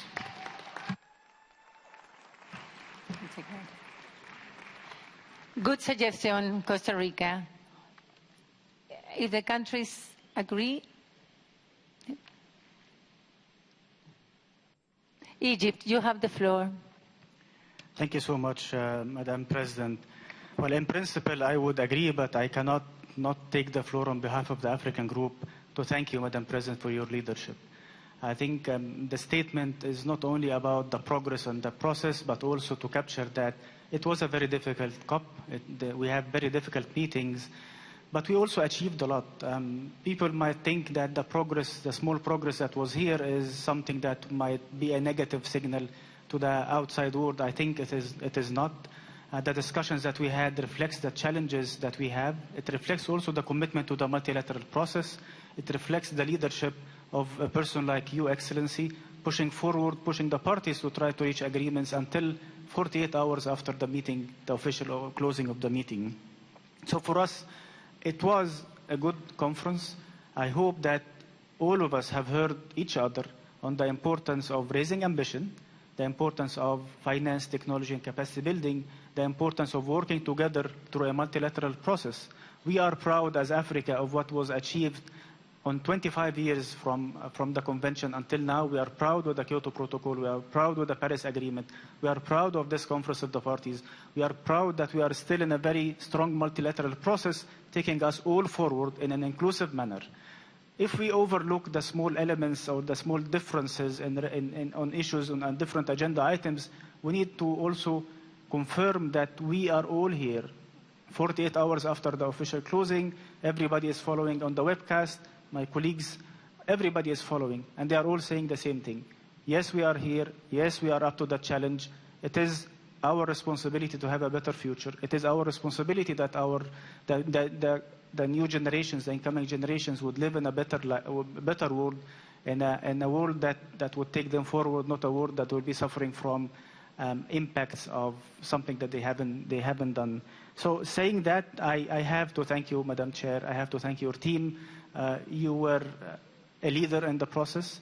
All the ministers who have engaged here, all the partners even like that we have engaged with from I would say from the other side, from developed countries, and also for the stakeholders and the NGOs and CSOs who are outside there having all the side events. Everybody is pushing the climate agenda. I hope that we are up to the expectation. It is unfortunate that the outcomes are not very high, but they are a step forward. Even if it's a small step, it's still a step forward. Having said that, we are looking forward to work under your leadership for the coming year. We have full confidence in you and your team and the Secretariat, and we also be looking forward to working with the UK in the next year. Thank you so much, and I hope we all are up to the expectation and we take the climate agenda forward. Thank you so much. Thank you, Egypt. European Union, you have the floor. Madam President, we agree with your suggestion. Let me just associate myself fully to the statement just made by Egypt. Thank you very much. Thank you, European Union. State of Palestine, you have the floor. Thank you, Madam President. Madam President, speaking on behalf of the 135 members of the Group of 77, allow me to thank you, Madam President, for your extraordinary efforts, your leadership, your guidance, and the amount of effort that you have exerted during these negotiations to guide us and to help us reach a successful agreement. What you have done is exemplary and will always be remembered. You have done all you can, and responsibility is also that of the states. As Nelson Mandela once said, that our experience has taught us that with goodwill, a negotiated solution can be found for even the most profound problems. The group of G77 came here with that goodwill, and we tried our best. We succeeded in certain fronts, but we failed in others, and for that we have to continue working. Madam President, we will heed your call, and I think it's the most reasonable thing to do at this hour. But let me please conclude with by offering excerpts from a poem, Think of Others, by Palestine's national poem, Mahmoud Darwish, that we could reflect on as we end this COP. And I quote, "As you conduct your wars, think of others. Do not forget those who seek peace. As you pay your water bill, think of others. Do not forget those who are nursed by the clouds. As you return home to your home, think of others. Do not forget those who live in tents. As you sleep and count the stars, think of others, those who have nowhere to sleep. As you think of others far away, think of yourself. Say, if only I were a candle in the dark." Thank you very much, Madam President. Thank you, Palestine. Australia, you have the floor. Thank you, Madam President. And on behalf of the Umbrella Group, I would like to thank you for your leadership and indeed your endurance. Just briefly, would recognise some of the achievements this COP, particularly on the Gender Action Plan, on oceans and on loss and damage. While recognising we didn't get all the outcomes that we wanted, we look forward to establishing markets with environmental integrity and a strong and effective enhanced transparency framework in the coming period. We look forward to COP26 under the UK leadership and to the pre-COP in Italy. We will submit a full statement. Thank you. Thank you, Australia. China, you have the floor. 谢谢主席。中方代表基础4国发言。中国支持巴勒斯坦代表77国集团和中国发言。过去2周以来，在古特雷斯秘书长的亲自推动下，在主席国智利的巨大努力下，在东道国西班牙的全力支持下，公约秘书处、部长协调员、工作组主席、议题协调员以及各国同事们夜以继日付出了辛勤的努力，但是会议的结果与我们的期待仍有差距，特别是就完成巴黎协定第6条实施细则这项核心任务，我们只形成了程序性的结论，相信大家都非常遗憾，这与我们的付出不成比例。气候变化日趋紧迫，应对现实挑战需要的是切实行动，而不是空喊口号。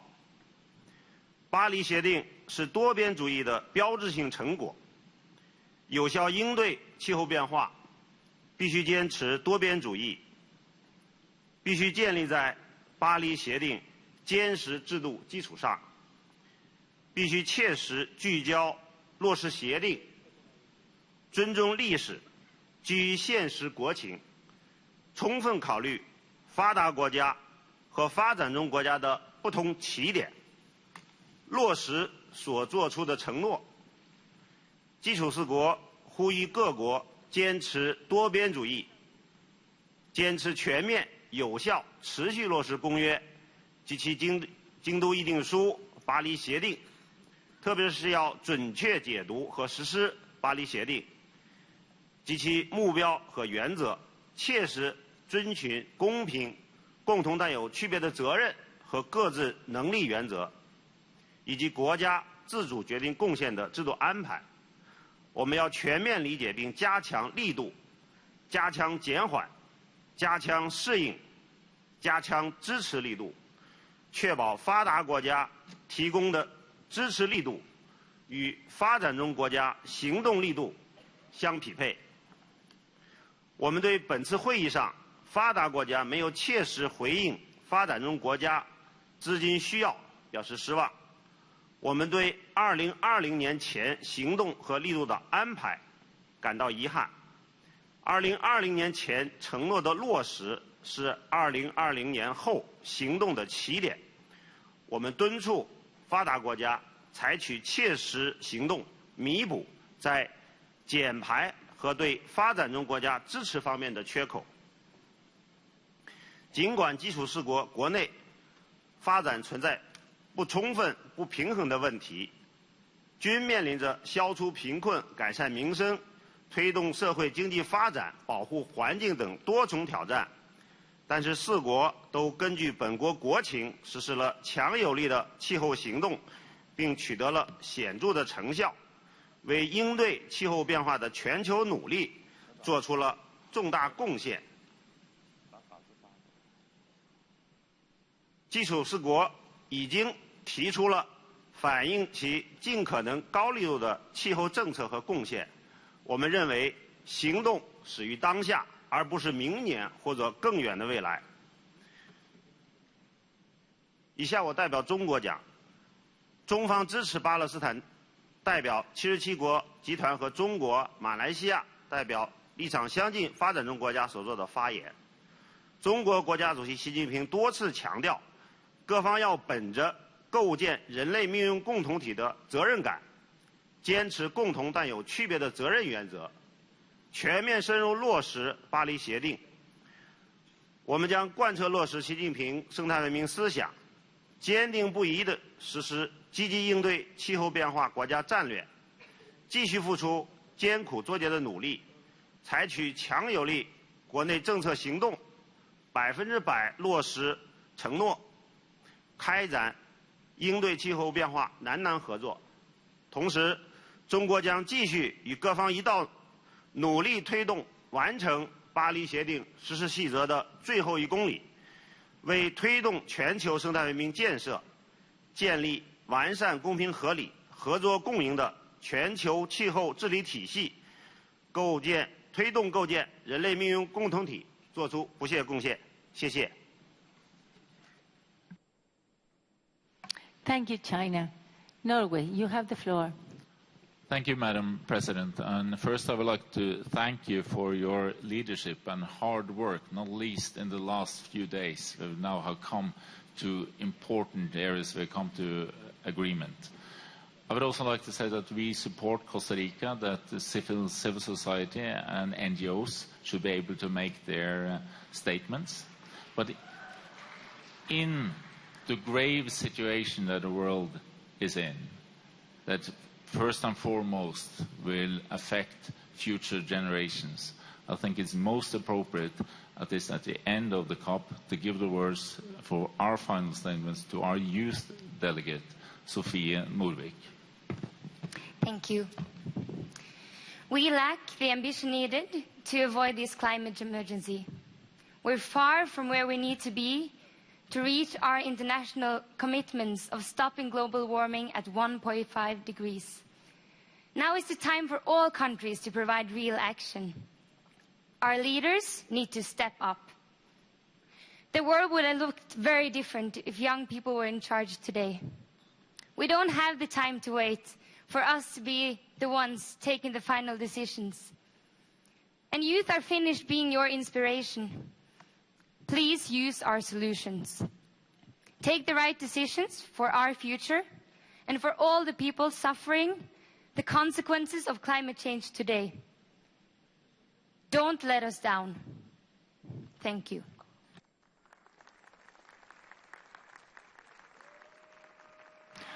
Thank you, Norway. Indonesia, you have the floor. Madam President, Indonesia wants to be brief, but you deserve our direct conveyance of our appreciation, Madam President, and our thanks for your personal commitment, endurance, and passion for our work. We'd like to thank all the ministers who facilitated the decisions. It was really difficult, but they've done a great job, and we appreciate the inclusive process. We also thank the Spanish government and the people of Madrid for their excellent hosting and facilities. And again, Madam President, congratulations on the Blue COP. Thank you, Indonesia. Bhutan, you have the floor. Thank you, Madam President. Bhutan has the privilege of speaking on behalf of the LDC group.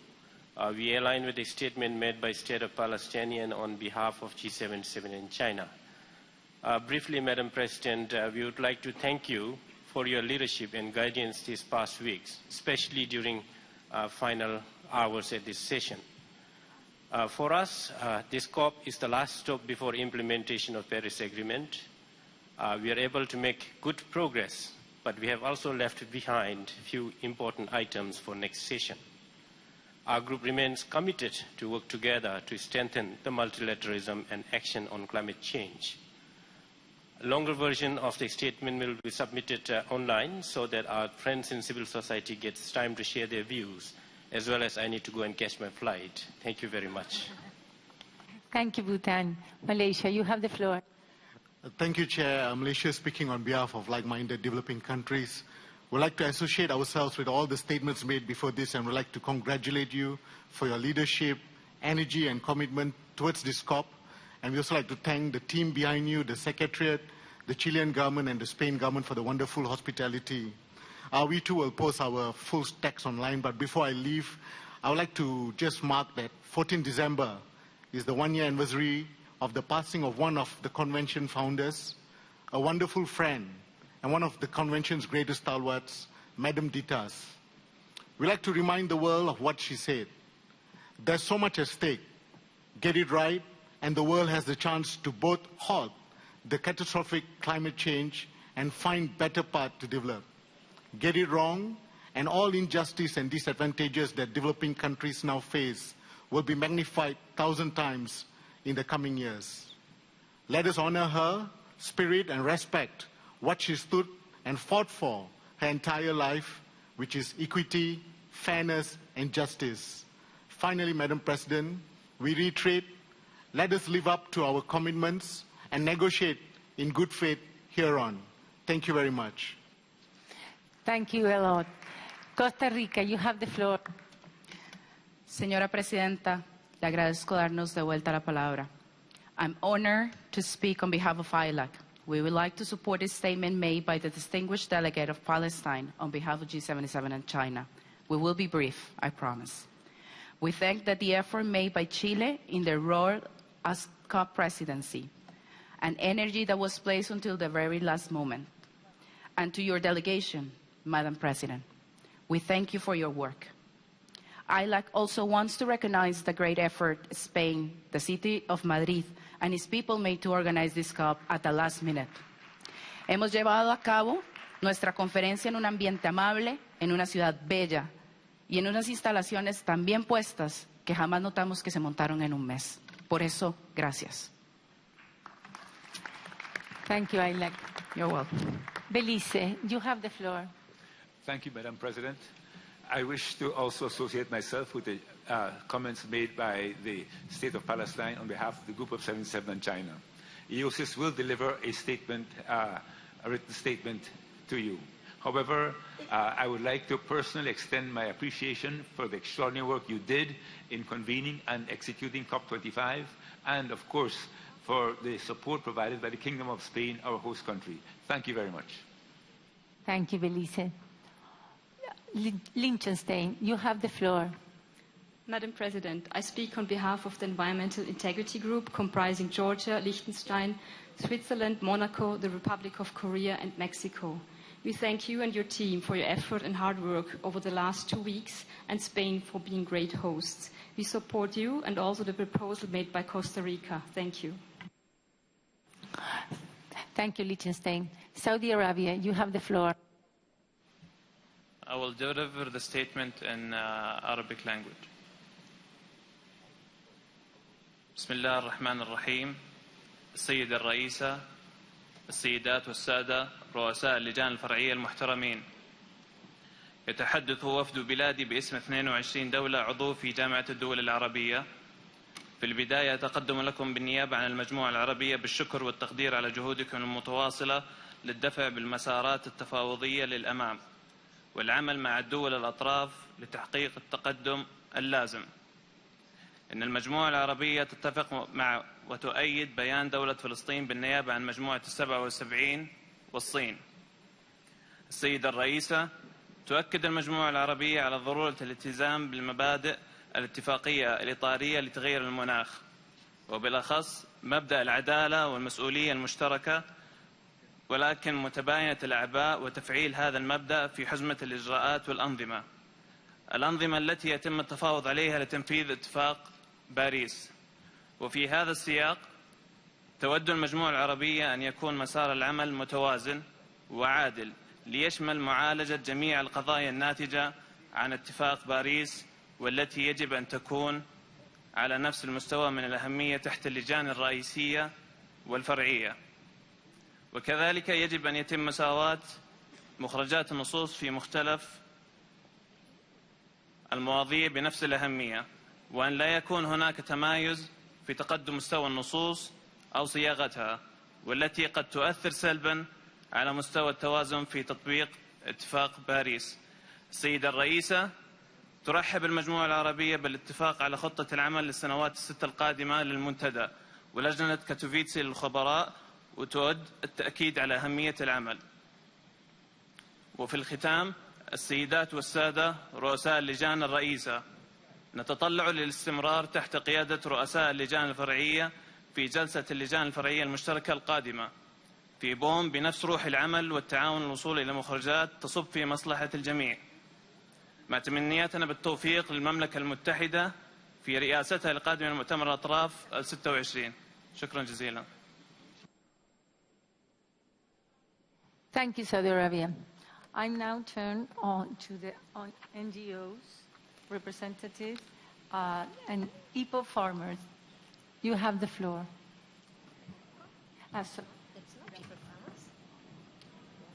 Indigenous Sorry, people's what's a mistake? organizations. Sorry. I will open the floor for the statement of several organizations. I would like to give the floor to a representative speaking on behalf of indigenous people's organizations. You have the floor. Ko aora ki te mauka, ko waita ki te awa, ko tahu pōtaki te tupuna. Ko uenoku, ko tahu pōtaki ka whare, ko kāti raki amo, ko kāti waiwai, ko kāti roa hiki hiki. ka karakataka, e mihi ana kia koutou katoa. Kia ora everyone, my name is Keta Sherwood-O'Regan and I'm speaking to you today as a proudly disabled Kai Tahu woman from Te Waiponamu, the South Island of Aotearoa, New Zealand. When I introduce myself in this way, I am connecting to my family, to my ancestors, to my waters, my rivers, and to our chiefly ancestral mountain Aoraki, who stands amongst his brothers as the tallest peak in the Southern Alps, which are currently melting due to your inaction. As Indigenous peoples, we come here every year, often on our own dime, to advocate for our peoples and for our lands because it is what must be done. We're constantly forced to fight for our rights to be included. And while we acknowledge the importance of the local communities and Indigenous peoples platform work plan being adopted at this session, we can't help but feel the irony of your refusal to include human rights and Indigenous peoples' rights in Article 6, when we know that market approaches have already directly harmed our communities. Our knowledge cannot be upheld if our rights are not upheld. You treat negotiations like a zero-sum game where you make deals behind closed doors, trading off our rights for the profits of the very corporations who caused this problem in the first place. But you forget that we cannot negotiate with nature. Since the colonial project began, we have been overcoming an apocalypse on our lands. This has embedded patriarchy, homophobia, ableism, transphobia, white supremacy, and systemic oppressions in our national and international mechanisms. When you silence us, you deny yourselves learning from our ways, and you continue to sideline those who have real solutions for all communities. We are experts on climate. We are the kaitiaki, the stewards of nature. We know the legitimacy of our voices, and it's about time that you recognize it too. Hear our stories, learn our histories, stop taking up space with your false solutions, and get out of our way. Because we are here. We're here with real solutions, and we are united with all people with disabilities and other structurally oppressed groups and the other constituencies that you can see standing behind me right now. We are united in our vision for transformative change because people power is climate justice. Kia ora koutou katoa. Thank you very much. I would like to give the floor to a representative speaking on behalf of women and gender non-governmental organizations.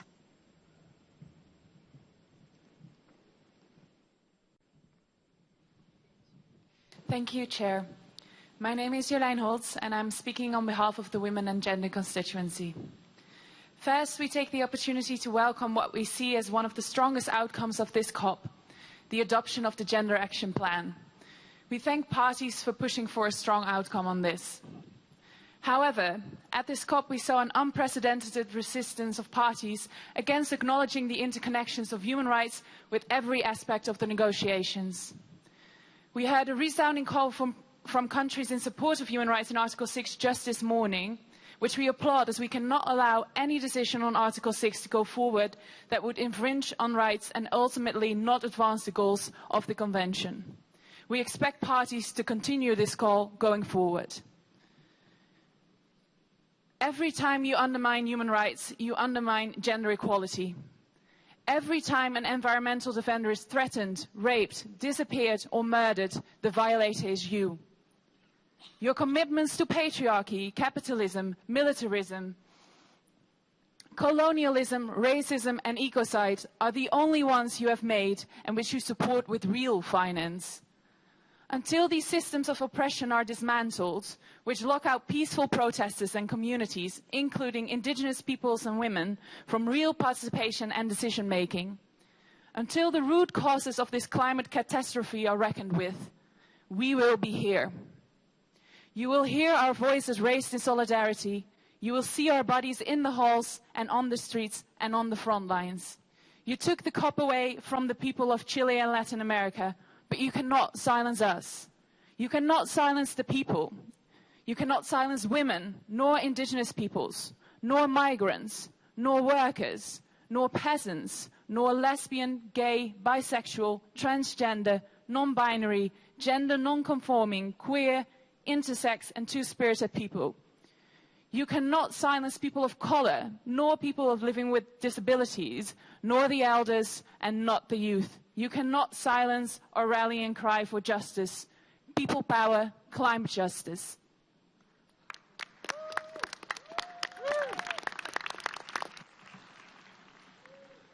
Thank you. I would like to give the floor to two representatives speaking on behalf of youth non-governmental organizations. Thank you, Chair. We are Shreya Kesi from Youth for NDC from Nepal and Zuzana Borowska from the Polish Ecological Club from Poland. Speaking on behalf of Youth Constituency. Firstly, regarding NDCs, countries need to urgently enhance and revise them with the best available science and consultation with the stakeholders. Youth priorities, including action for climate empowerment, green jobs, access to climate finance, must be reflected in their design. We, as youth, are ready to be included in the design and implementation of NDCs. On Warsaw International Mechanism of Loss and Damage, we are disappointed by the lack of progress on mobilizing funds for loss and damage for the most vulnerable on common time frames. We call for urgent conclusion of this item at SB 52. The timelines of global stocktake should not be up for discussion. We need to move fast. The current commitments by parties for GCF and Adaptation Fund are insufficient. You use the word multilateralism, but continue to ignore the urgent need for financing in LMICs. You must tax polluters for the damage they have done and build strong financial mechanisms to avoid further human and environmental crises. On Article 6, market mechanisms must respect human rights and indigenous peoples' rights while enhancing ambitions and increasing finance flows. Emissions reductions projects should not be used as a scheme to profit from loopholes, as indicated in the wording other purposes. Civil society has been shut out of this COP. Our lives, children and future generations are in your hands, and you are failing us. Do you want to be remembered as the ones who had the chance to act, but decided not to? As betrayers of our generation, of indigenous people, and of communities desperately fighting on the ground? We are rising. We are fighting, and we will win. COPs have failed people and the planet. People power, climate justice, now. Thank you. Thank you for your statement. I would like to give the floor to representative speaking on behalf of trade union non-governmental organizations. You have the floor. Thank you, President. My name is Francis Stewart from the Scottish Trade Union Congress. I'm speaking on behalf of the global workers' movement represented by the ITUC. We represent 207 million workers from 165 countries. What we have seen in the last 2 weeks is nothing short of a disgrace. Unions are bitterly disappointed.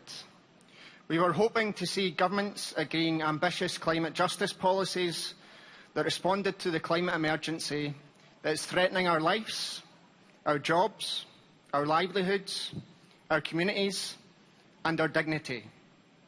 What we have is the polar opposite.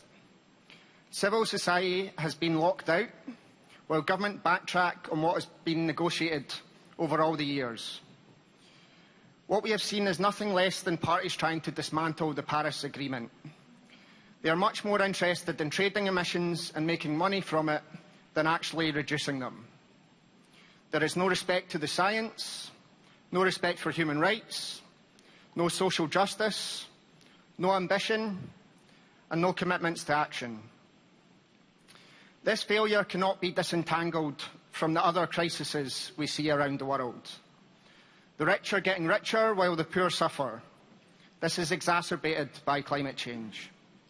Trade unionists are under attack around the world. Governments, including the Chilean government, attack their own people. We need bold, transformative action from governments to pave the way for a just transition. Next year's COP will be in my home city of Glasgow. We need to see climate measures to protect workers' rights and create decent jobs. Workers have to be at the table to negotiate enhanced NDCs, to be ready to be presented in Glasgow, not waiting for other governments to go first or delaying to see how it turns out. We want social protection policies for people that will be impacted.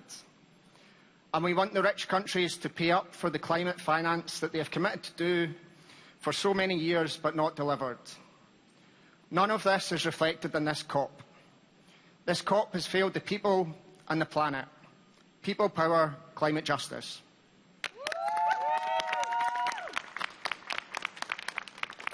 Thank you. I would like to give the floor to a representative speaking on behalf of business and industry non-governmental organizations. You have the floor. Distinguished delegates, ladies and gentlemen, my name is Tennant Reid of the Australian Industry Group. It's my honour to address you on behalf of the business and industry constituency at this meeting. We commend the Chilean presidency for their leadership, Spain for providing an excellent venue and seamless logistics at short notice, as well as all of you for your intensive efforts. These have not gone unnoticed, and we thank you. This conference has been centred around finalising the Paris rulebook and about commitment to increasing ambition. As we saw throughout the 2 weeks and at Wednesday's announcement of the Climate Ambition Alliance, businesses of every size across every geography and sector are rising to the challenge and setting the pace through ambitious commitments and actions. We are pleased to see that 84 countries also signed up to the Climate Ambition Alliance, signalling their intention to work towards enhancing their NDCs. We can all agree that while this is a good step forward, this is simply not enough to meet the goals of the Paris Agreement. We call on all parties to commit to enhance their NDCs, making them more ambitious and accelerating their implementation. This is essential to drive us further and faster in meeting the climate challenge. Business is ready to work with you in the development, implementation and review of enhanced NDCs. We've stressed the importance of finalising the outstanding matters related to the Paris rulebook as vital to enhanced ambition and implementation, in particular providing strong and efficient rules that can unlock the potential of Article 6. We express our deep disappointment with the inability to finalise Article 6 at this meeting, despite your intensive efforts. We must not let Article 6 wither on the vine. Many of you here seem to agree. Clear rules, environmental integrity and robust accounting are essential to creating the market confidence needed to unlock investment, ambition and greater mitigation. You must continue to press to complete the rulebook over the coming year and to finalise it at COP26 in Glasgow. And you must go further. We are pleased to hear that some parties will pursue cooperative approaches through their own partnerships under key principles of the Paris Agreement, ensuring transparency, accountability, avoiding double counting, and most importantly, upholding environmental integrity. In 2020, we all have a central job to do. Act with urgency and speed to deliver concrete actions that put us on the right trajectory towards net zero global emissions. Excellencies, distinguished delegates, ladies and gentlemen, we hope that the knowledge we've exchanged, relationships we've built and sense of purpose we have strengthened here in Madrid will carry us forward to Glasgow and beyond. Thank you. Thank you. I would like to give the floor to a representative of behalf of research and independent non-governmental organizations. You have the floor. Gracias, señora presidenta. I have the pleasure to speak on behalf of the Ringo constituency. The Ringos would like to start by expressing appreciation for the Chilean COP presidency's recognition of the importance of putting science at the center of COP25. We also applaud the first ever virtual meeting of country science ministers in conjunction with the COP. However, we regret any dilution of science in the text. Through 25 years of COPs, plentiful technical solutions for mitigation and adaptation, as well as finance and market mechanisms have been developed, linking research with innovation. It is now time to put research and the agreement into action. We welcome very much the effort, but effort and talk and negotiations are not longer sufficient. We urge us all to return home to implement the details of the Paris Agreement now. Through capacity building, we must give people the tools and empowerment to address climate change in their communities. The research community stands ready to serve as knowledge brokers to explain the regional relevance of the scientific evidence and COP decisions in our home communities and countries. We are also prepared to help the transformation of knowledge into day-to-day practice. The Ringos encourage the private and the public sectors to engage in climate action and move to a more circular economy. Do not waste time. Do not waste our time. In conclusion, the Ringos would like to express our sincere gratitude to the governments and people of Chile and Spain for pulling together COP25 in such a short time. This was a good example of how the global North and South can come together and accomplish a great task, a metaphor for what we need to do to advance the provisions of the Paris Agreement and COP25. Thank you very much. Thank you. I would like to give the floor to two representatives speaking on behalf of environmental non-governmental organizations. You have the floor. My name is Adam, and I'm here to speak to anybody who carries in their heart some hope of climate justice, some hope of a livable future. I know that you're all tired, because we for sure are. We are tired of governments siding with the polluters. We are tired of our lives being negotiated away for money. The people are tired of being ignored, while a handful of wreckers and bullies negotiate in bad faith. We know that until we get them out of power, they will continue to sabotage our future. Our governments spent 2 weeks focused on carbon trafficking above all else. A few of them focused on cheating while trafficking, but they all thought of convoluted schemes which are unjust and ineffective. Yet you ignore the clear and simple solutions, like leaving fossil fuels in the ground. It's really not complex. We need to stop frying our planet, and we need to provide support to those who are staring down the barrel of the climate crisis, the barrel of devastation. Millions of us around the world are rallying, striking in the streets, demanding real and fair solutions and the right to a dignified life, because we will never accept crumbs of a future, and we will make the polluters pay. This COP has failed the people and the planet. People power, climate justice. Thank you. My name is Sebastian Dijk, and I'm speaking on behalf of the Climate Action Network. Cannes has followed these climate negotiations since they started in 1991, and never before witnessed such a disconnection between what the science and the people demand and what governments are delivering. We witness an almost complete absence of ambition and urgency from all the large emitters. And then to hear that one country blocked language on addressing this gap is obnoxious. The arrogance to block progress while leaving the Paris Agreement is treacherous. Furthermore, this COP has failed to provide new and additional finance to support those people suffering from climate-induced loss and damage and increasingly dramatic impacts of the climate crisis. On rules for Article 6, Climate Action Network applauds all those who stood strong on environmental integrity and social safeguards, including human rights and indigenous people's rights. However, we are gravely concerned by the exclusion of vulnerable countries from key negotiations and call on future presidencies to ensure full inclusiveness. But as governments screw up, people rise up. COP25 has not delivered, but we will return stronger in 2020. We will rise and unleash unprecedented movements if governments keep failing the people and the planet. We are closing ranks with the unions, with the climate justice movements, with the indigenous peoples, with the faith-based communities, and with the youth. This process is failing the people and the planet. People power, climate justice.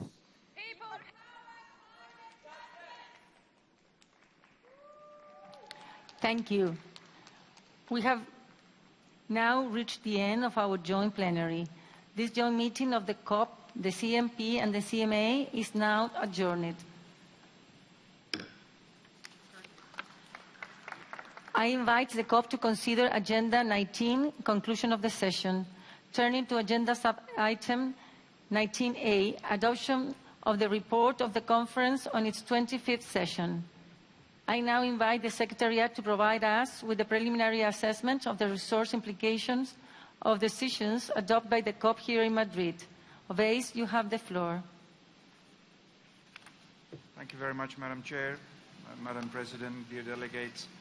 At this late hour, I'd like to be very brief and provide the conference here with the financial implications of the decisions that were made under the three bodies. For COP25, the resources required would be 2 million under agenda items 3B, 7, 8, 9, 12, and 13. And those will follow the established budgetary categorization that was established for the biennium 2021. For CMP 15, there is only one agenda item 10, for which 860,000 euros will be required. For CMA 2, again, only one item under agenda item 6, for which 550,000 euros will be required. We will follow the process of securing those funds through voluntary contributions under the Trust Fund for supplementary activities. And while I have the floor, Madam, I'd like to sincerely and most graciously thank you for your leadership, Spain, for hosting us here, IFEMA, this facility, all the interpreters here, technical staff, security, media, and last but not least, all the UNFCCC staff who have worked absolutely tirelessly, and we are with you. We'll continue to do that. Thank you, Madam Chair. Thank you, Vice. The draft report is contained in document FCCC/CP/2019/L1. The rapporteur, Mr. Mohamed Irfan Tariq, has commented this report to the conference and informed me that, with the help of the Secretariat, he will complete the text of the report as appropriate and incorporate decisions and conclusions as adopted by the conference. I invite the COP to adopt the draft report on the understanding that the rapporteur, with the assistance of the Secretariat, will complete the report and make it available to all the parties. Hearing no objections, it is so decided. I invite the COP to consider Agenda Sub-Item 19B, closure of the session. I see the United Kingdom has requested the floor. United Kingdom, you have the floor. Thank you, Madam President.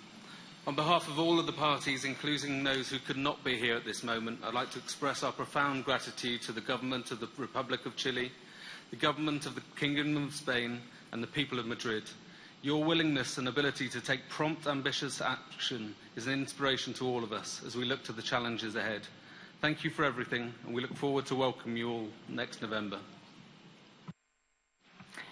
Thank you, UK. I now invite the COP to adopt the resolution, expression of gratitude to the Government of the Republic of Chile, Government of the Kingdom of Spain, and the people of the City of Madrid, contained in the document FCCC/CP/2019/L5 and FCCC/KP/CMP/2019/L4 and FCCC/PA/CMA/2019/L2. Hearing no objections, it is so decided.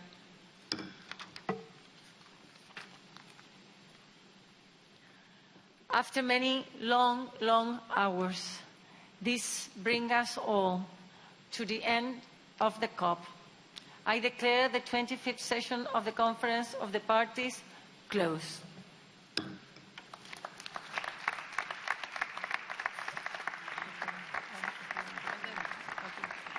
I invite the CMP to consider Agenda Item 15, conclusion of the session. I invite the CMP to consider Agenda Sub-Item 15B, closure of the session.